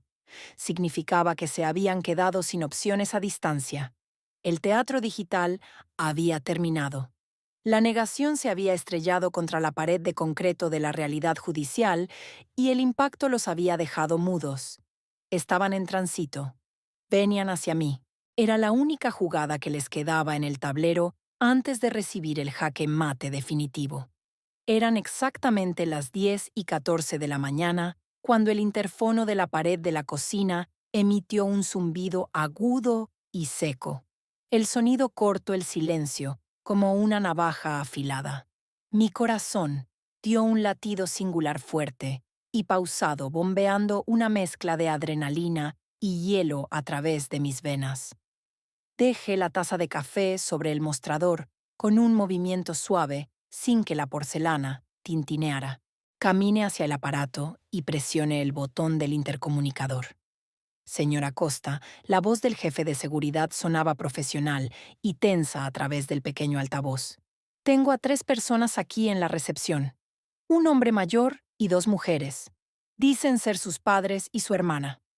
El hombre está alterado, señora, exige subir. Les he bloqueado el acceso a los ascensores como usted indicó, pero la mujer mayor está llorando y causando un poco de conmoción en el vestíbulo. Procedo a llamar a la policía militar para desalojarlos o desea que maneje la situación de otra manera. Cerré los ojos por un segundo visualizando la escena en la planta baja. Mi padre, el gran Arturo Costa. El hombre que aterrorizaba a los meseros si la carne no estaba en su punto, exigiéndole a un guardia de seguridad que le permitiera ver a la hija que había despreciado. Mi madre Beatriz usando las lágrimas públicas como arma de manipulación masiva, avergonzando a la familia entera frente a los vecinos para forzar una respuesta. Y Valeria seguramente escondida detrás de ellos, tragándose su propia miseria. Podía ordenar que los sacaran. Podía dejar que la policía los arrastrara hacia la calle empapada por la lluvia, humillándolos frente a todo el edificio. Hubiera sido fácil. Hubiera sido limpio. Pero no hubiera sido un cierre. Y yo necesitaba extirpar este tumor de raíz para que jamás volvieran a intentar crecer en las grietas de mi vida. No llame a la policía todavía, respondí, mi voz sonando tan desprovista de emoción que parecía generada por una máquina. Escoltéles hasta el ascensor de servicio, solo hasta el ascensor. Quiero que suban al 15º piso, pero usted vendrá con ellos. No quiero que pisen la alfombra de mi pasillo sin su supervisión. Se quedarán parados frente a mi puerta. Y usted se quedará de pie detrás de ellos, si levantan la mano hacia mí, si intentan forzar la entrada o si gritan, los saca a la fuerza. Entendido. Perfectamente entendido, señora Costa, dijo el guardia con alivio en su voz de no tener que lidiar con la histeria él solo. Subimos en 2 minutos. Solté el botón. Caminé hacia el estudio de cristal. Abrí el cajón de mi escritorio de vidrio y saqué la carpeta pesada, la que había preparado en la madrugada del segundo día, la que contenía las copias impresas de los estados de cuenta, las transferencias fraudulentas a Europa, las facturas de joyería y las firmas de pignoración. El evangelio de su propia destrucción. Agarre la carpeta con la mano derecha, sintiendo el peso del papel, el peso de la verdad innegable, y camine de regreso al vestíbulo de mi apartamento. Me detuve a 1 metro de mi puerta principal, la de acero blindado, con la cerradura biométrica. Respiré hondo empujando cualquier residuo de empatía infantil hacia lo más profundo de mi mente, encerrándolo en una caja fuerte psicológica y tirando la llave. Escuché el zumbido metálico del ascensor de servicio deteniéndose en mi piso. Luego el sonido de las puertas abriéndose. Escuché pasos pesados y regulares arrastrados. No era la marcha militar de mi padre, ni el repiqueteo arrogante de los tacones de Valeria. Era el sonido de personas que caminaban hacia el patíbulo. Me acerqué a la mirilla óptica incrustada en el metal y observé hacia el pasillo. La imagen que me devolvió la lente distorsionada fue tan patética que casi parecía una parodia de mal gusto. Mi padre estaba al frente. Llevaba el mismo traje oscuro que usaba para las reuniones importantes, pero estaba arrugado, manchado de lluvia en los hombros. Su rostro estaba hundido, la piel alrededor de sus ojos caída y grisácea, como si hubiera envejecido una década en 7 días. Ya no había fuego en su mirada, solo el reflejo opaco de la derrota y un terror asfixiante. Detrás de él mi madre se aferraba a la manga de su chaqueta. Temblaba compulsivamente. Su cabello, habitualmente peinado en un salón de belleza cada semana, estaba aplastado y desordenado. Tenía el rostro hinchado rojo, desfigurado por horas interminables de llanto. Y detrás de ellos, acobardada casi intentando fundirse con el panel de madera del pasillo, estaba Valeria, la heredera de la nada. Llevaba unos lentes de sol inmensos oscuros, intentando ocultar sus ojos, pero la palidez enfermiza de su piel y la tensión en su mandíbula la delataban. Sus manos se retorcían frente a su estómago, rascándose las cutículas hasta hacerlas sangrar un hábito nervioso de la infancia que había reprimido durante años.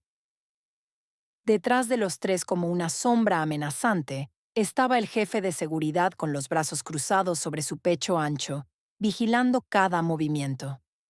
Puse mi pulgar sobre el lector biométrico. El mecanismo hizo un clic sordo pesado, confirmando la autenticidad de mis huellas.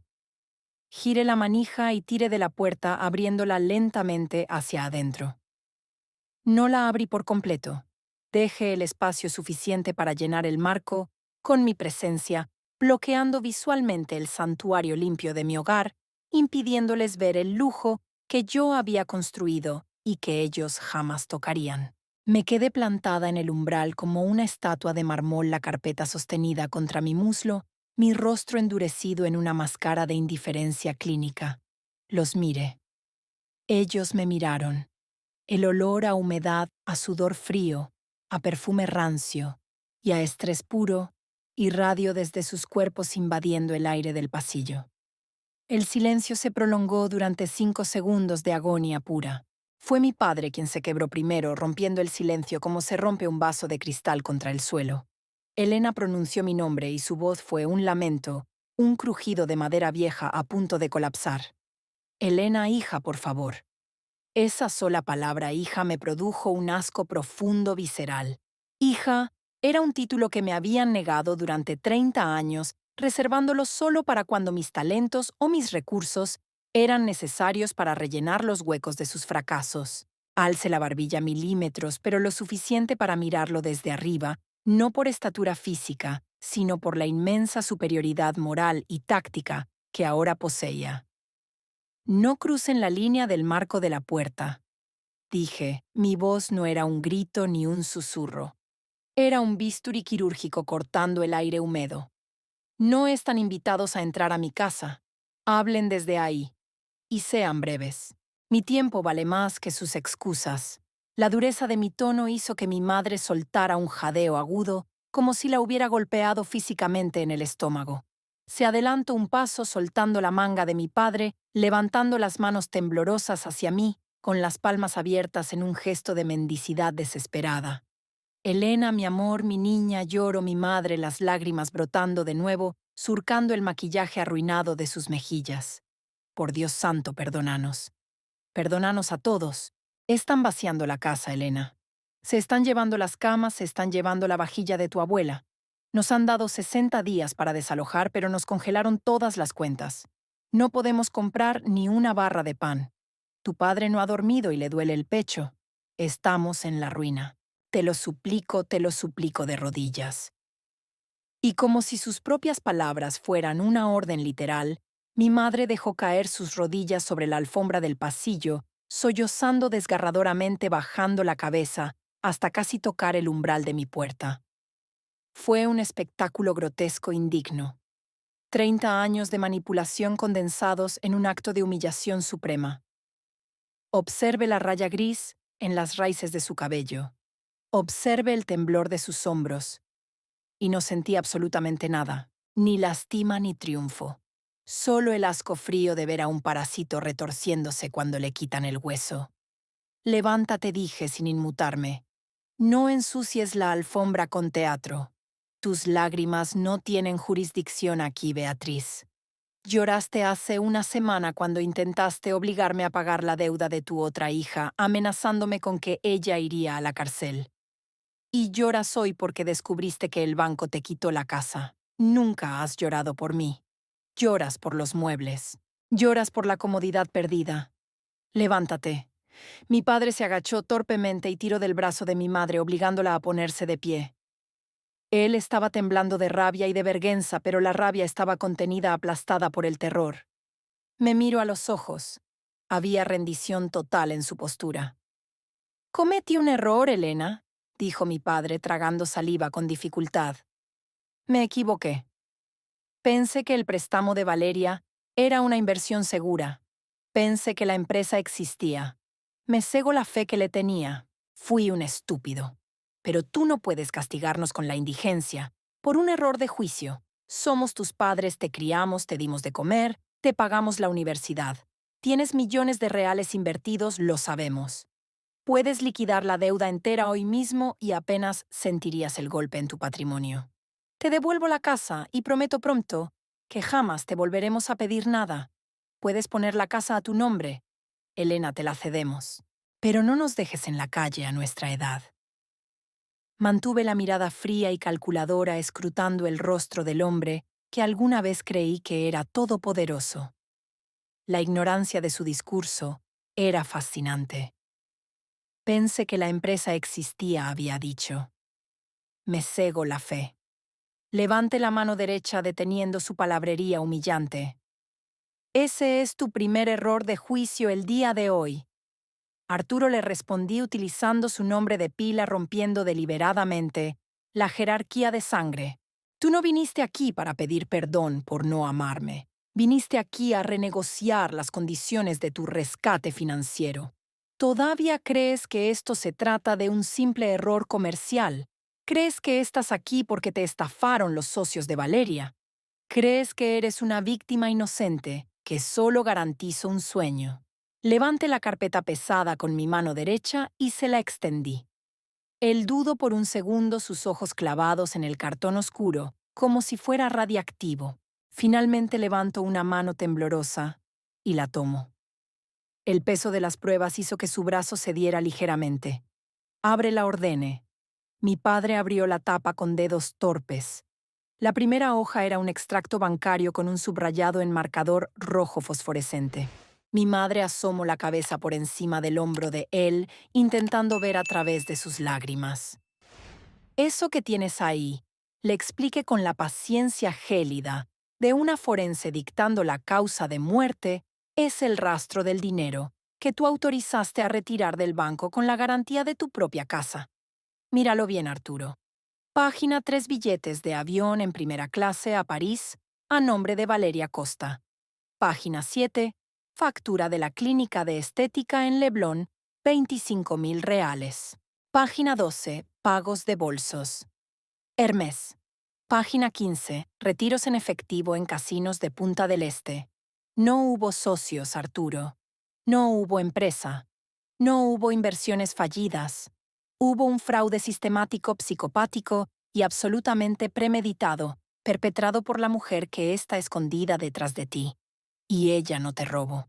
Tú le entregaste las llaves de la bóveda y te pusiste una venda en los ojos, porque durante toda su vida preferiste creer la ilusión de que era una princesa, en lugar de admitir que habías criado a una parásita amoral. Valeria dejó escapar un gemido ahogado y se encogió aún más contra la pared, como si quisiera fusionarse con el papel tapiz. Mi padre miraba las hojas pasando páginas rápidamente, su respiración volviéndose un silbido agudo en su pecho.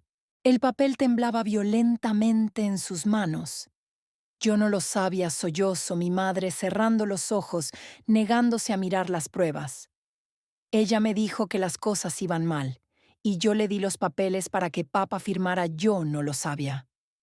«Lo sabías, Beatriz», respondí, mi voz cortando su mentira como un latigazo. «Siempre lo supiste. Supiste cuando falsifico las notas en la secundaria y tú sobornaste a la directora.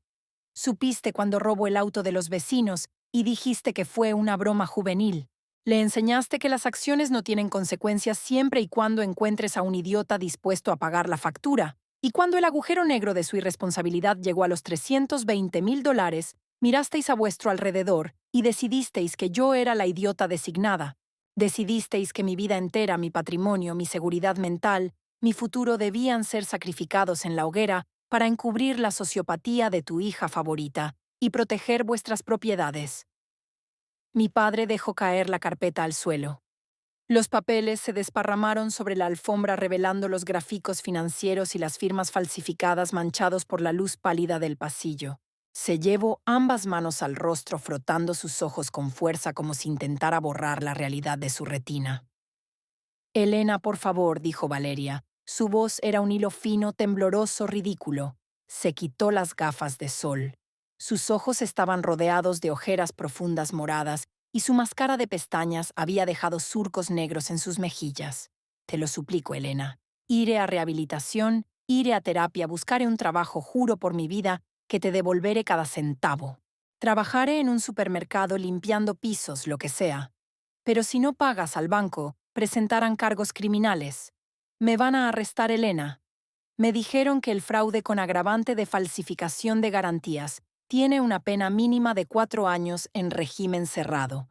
No voy a sobrevivir en una prisión. Me van a matar ahí adentro. Eres mi hermana mayor, tienes que protegerme». La contemplé de arriba abajo, asimilando la destrucción absoluta del mito familiar. Esta era la niña de oro, la intocable, la perfecta, reducida a un montón de pánico, suplicando evitar la prisión por robarle a sus propios padres y luego intentar extorsionar a su hermana. «Yo no soy tu hermana mayor, Valeria», respondí, el tono de mi voz descendiendo a un susurro mortalmente claro que obligó a todos en el pasillo a contener la respiración para escuchar. «Yo dejé de ser tu hermana mayor el día que te diste cuenta de que podías usar el amor ciego de estos dos ancianos para destruirme y no te importo. Yo dejé de ser tu hermana la noche del domingo pasado cuando en lugar de confesar tu crimen, te sentaste en la mesa a ver cómo tu padre me amenazaba con desheredarme si no te pagaba la fiesta. Disfrutaste esa cena, Valeria. Disfrutaste viéndome acorralada. Pensaste que habías ganado. Pensaste que otra vez yo sería el chivo expiatorio que recibiría los latigazos mientras tú comprabas cachemira. Avance medio paso mi pie descalzo, pisando accidentalmente el borde de uno de los documentos del suelo. La acción no me inmutó. Pero jugaste mal. Valeria continué mirándola fijamente a los ojos, despojando cada gramo de esperanza que le quedaba. Subestimaste la cantidad de desprecio que puedo llegar a sentir. No voy a mover un solo dólar de mis cuentas. No voy a hacer una sola transferencia bancaria. No voy a contratarte un abogado penalista. Vas a enfrentar cada segundo de las consecuencias de tus actos. Si la Policía Federal te pone las esposas, vas a caminar hacia la patrulla con la cabeza alta, asumiendo que es el precio de tus viajes a París. Y si te sentencian a 4 años, vas a aprender a limpiar pisos en la cárcel, porque ciertamente será la primera vez en tu vida que hagas algo productivo. Pero la familia, intervino mi padre levantando el rostro desencajado, un último intento irracional, apelando a la institución vacía que había usado para subyugarme. La sangre manda, Elena. Aunque cometamos errores peores que este, la sangre es lo único que queda al final. No puedes dejar morir a tu propia sangre. El silencio en el pasillo se hizo absoluto. Incluso el zumbido de la ventilación pareció detenerse. Había llegado el momento final. El veredicto.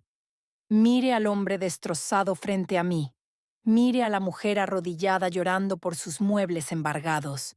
Mire a la parasita temblando por miedo a la prisión. Los mire con la frialdad de quien observa una radiografía de una enfermedad terminal que finalmente ha extirpado de su propio cuerpo. ¿La sangre? Pregunté ladeando levemente la cabeza. Arturo, tú mismo dictaste las reglas de esta familia el domingo pasado a las 8:30 de la noche. Fuiste muy claro. No dejaste margen para la interpretación. Me miraste a los ojos, me acorralaste y me diste un ultimátum. Me dijiste que si no asumía la deuda, yo dejaba de ser su hija. Me dijiste que me borraban de su existencia, que elegían entre mi dinero o el repudio total. Hice una pausa permitiendo que el eco de sus propias palabras martilleara en sus cráneos. No pueden revocar ese repudio solo porque descubrieron que apostaron por el caballo equivocado. No pueden venir ahora llorando y reclamando amor familiar cuando hace 7 días estaban dispuestos a arrojarme a un abismo financiero de $1/300,000 para no perder sus privilegios. Ustedes tomaron una decisión. Escogieron a Valeria. Escogieron proteger la ilusión de Valeria por encima de mi seguridad, de mi cordura, de mi vida entera. Ustedes la eligieron a ella. Bajé la mirada hacia mi madre que seguía en el suelo llorando sobre sus propias rodillas. Y ahora les digo que disfruten de su elección. Disfruten los bolsos falsos, disfruten las tarjetas declinadas, disfruten los embargos y las citaciones judiciales, disfruten el proceso penal de su adorada niña, porque yo no voy a salvarlos. Nunca más seré la cuenta de ahorros de su disfunción. Nunca más seré su escudo. Todo lo que les está pasando en este momento, todo el terror que sienten, toda la miseria que les espera, es el resultado matemático perfecto e ineludible de sus propias decisiones. Yo solo soy la espectadora que se negó a morir quemada con ustedes. Mi padre dio un paso atrás, chocando contra la pared del pasillo. Su pecho subía y bajaba erráticamente. Comprendió que no había apelación posible. Comprendió que el muro de titanio que yo había construido no tenía ninguna puerta trasera moral ni debilidad emocional. Estaban estrellándose contra una montaña de hielo. Se acabó, dije, dando un paso hacia atrás, adentrándome de nuevo en la protección térmica y acústica de mi apartamento. No me vuelvan a llamar. No me vuelvan a buscar. Si intentan acercarse a esta puerta de nuevo, mi abogado presentara una orden de restricción y pasaran sus últimos años lidiando con demandas por acoso, además de sus deudas bancarias.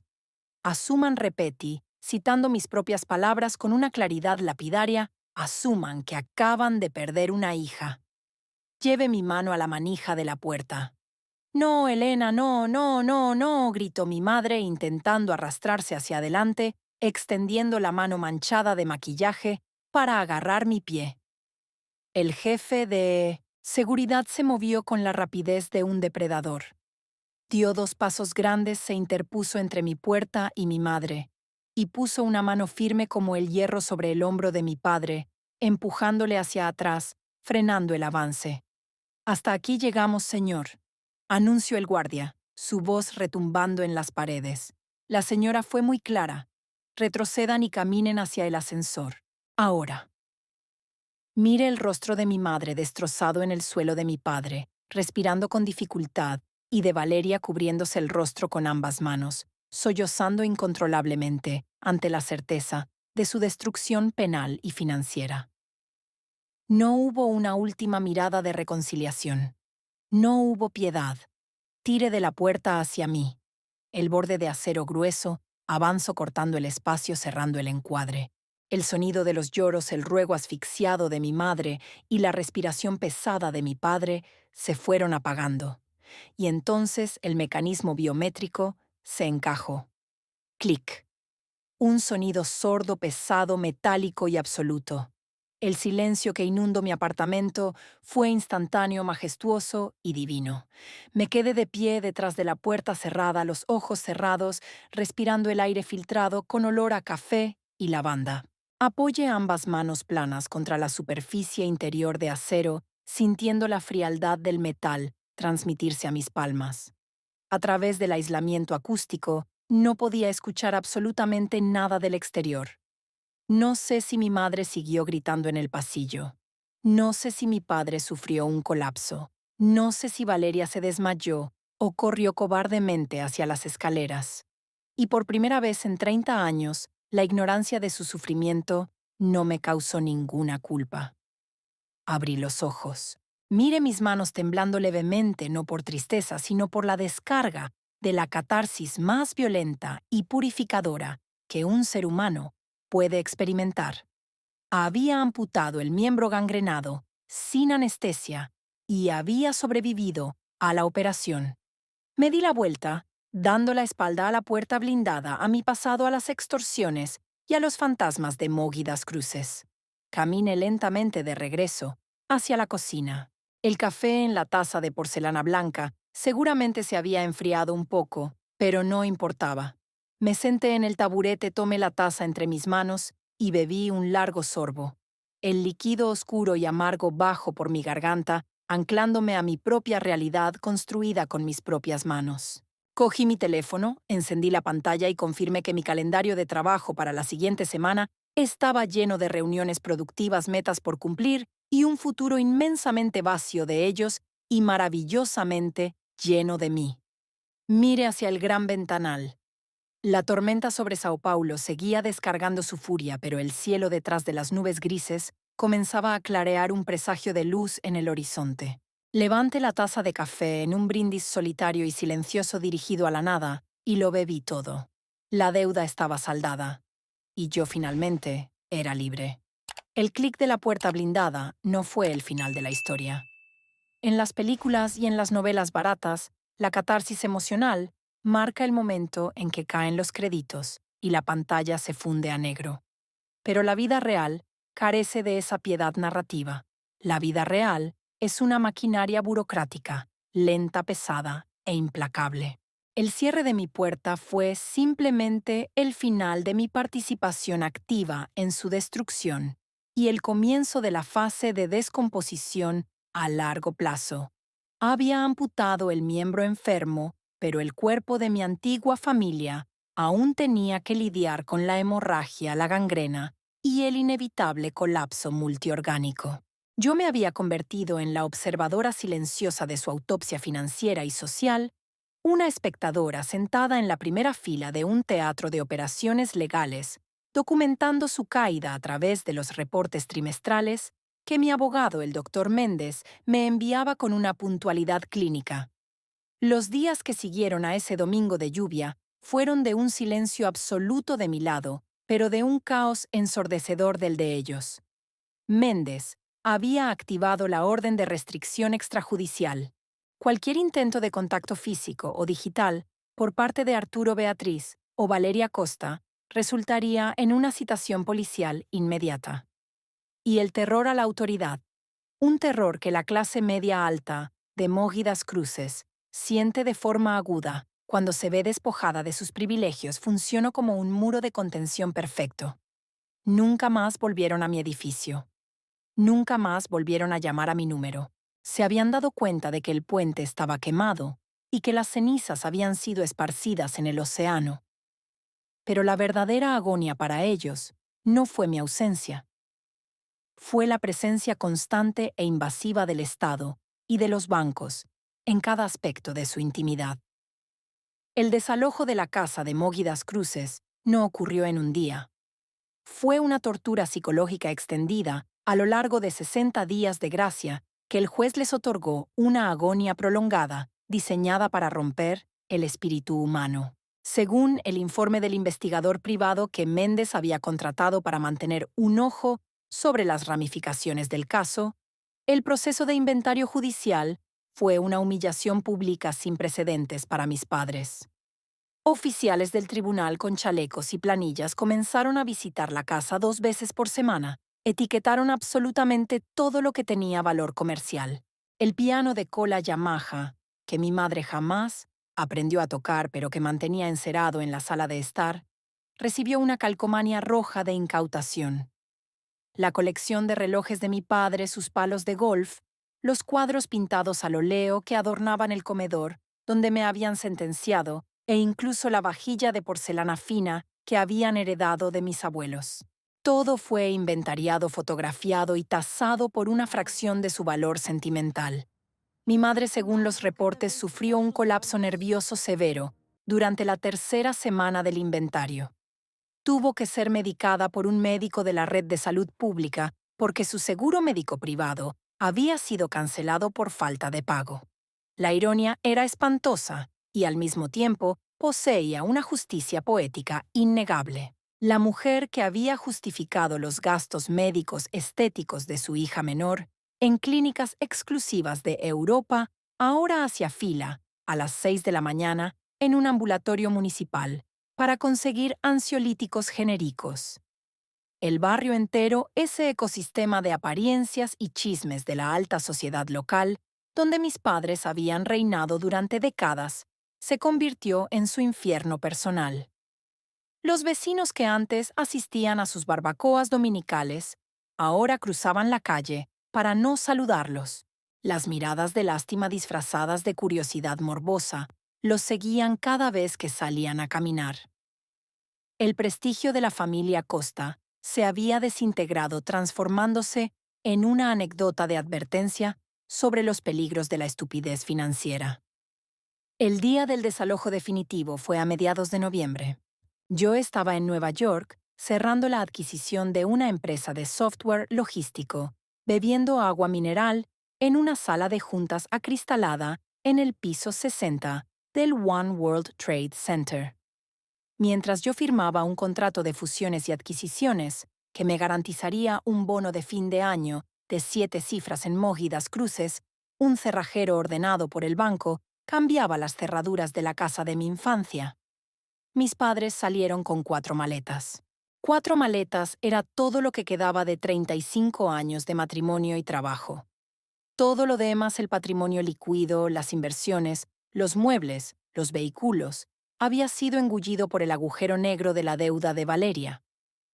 Se mudaron a un apartamento de alquiler microscópico de un solo dormitorio en la periferia de la ciudad pagado con una pequeña pensión de invalidez que mi padre logró tramitar de emergencia y que por ley no podía ser embargada al 100%. Pasaron de tener jardineros y asistentas a vivir en 45 metros cuadrados, donde el olor a fritura del vecino se filtraba por las paredes delgadas. Pero la tragedia de mis padres palidecía en comparación con el apocalipsis legal que cayó sobre Valeria.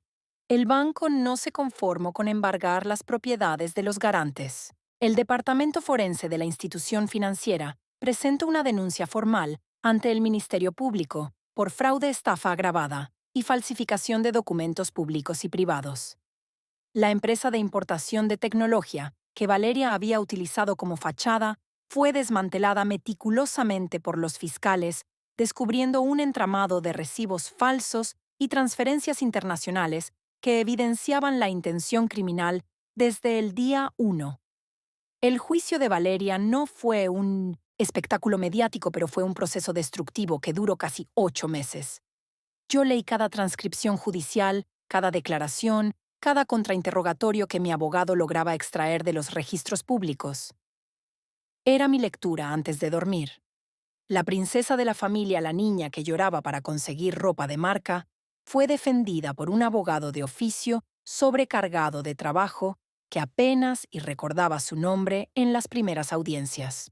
La estrategia de defensa de Valeria fue tan patética como predecible. Intento culpar a socios fantasmas, intento alegar ignorancia financiera e incluso en un momento de desesperación, documentada en la página 142, del expediente intento insinuar que sus propios padres la habían empujado a tomar esos préstamos para mantener el estatus de la familia. Esa fue la puñalada final, el momento en que mi padre debió haber sentido cómo se le partía el alma. Su adorada hija, la persona por la que había sacrificado a su hija mayor su casa y su dignidad, estaba intentando lanzarlo debajo del autobús en un tribunal abierto para salvar su propio pellejo. Pero las firmas digitales, los registros de IP de las transferencias bancarias y las facturas de hoteles de lujo a su nombre eran irrefutables. El juez, a cargo del caso, un hombre conocido por su severidad con los delitos de cuello blanco, no mostró ninguna clemencia ante las lágrimas de Valeria. La condenó a 5 años y medio de prisión, en un centro penitenciario estatal de seguridad media, sin derecho a fianza, sin suspensión condicional de la pena, debido a la magnitud del desfalco y a la falta de restitución del capital. El día que Valeria fue trasladada a la penitenciaria femenina de Santa Ana, marqué el evento en mi calendario digital con un punto negro. No celebré con champán ni hice una fiesta. Simplemente fui al gimnasio, corrí 10 kilómetros en la cinta, miré por la ventana de mi apartamento y respiré profundamente. El equilibrio del universo se había restablecido. La entropía había cobrado su peaje. La niña que creyó que el mundo era una tarjeta de crédito sin límite, ahora tendría que pedir permiso para ir al baño y usaría un uniforme estandarizado que ninguna cantidad de lloriqueo podría cambiar por uno de cachemira. Años después, en la soledad tranquila y próspera de mi existencia, miro hacia atrás y analizo la autopsia de los Costa con la precisión de un académico. La sangre no significa lealtad. La genética es solo un accidente geográfico en la ruleta rusa de la biología. La familia no se define por los apellidos compartidos, sino por el respeto mutuo y la protección recíproca. Mis padres rompieron ese contrato social el día que nací, asignándome el rol de extra en la película de la vida de mi hermana. Valeria rompió ese contrato el día que decidió que el trabajo de toda una vida de sus padres valía menos que su vanidad. Mi venganza no fue un acto de maldad. Fue un acto de justicia termodinámica. Yo no creé la bomba, yo no encendí la mecha, yo ni siquiera los encerré en la habitación. Yo simplemente me negué a ser el saco de arena que absorbiera la explosión. Me aparté, me blindé y dejé que la física de sus propias decisiones los hiciera pedazos. Y al hacerlo, me salvé. Construí un imperio de tranquilidad sobre las cenizas de su extorsión. Hoy mi nombre no es una nota al pie en la tragedia de los Costa. Es el título de mi propia historia. Una historia que escribí yo sola con tinta oscura, pulso firme y el corazón absolutamente e inquebrantablemente helado.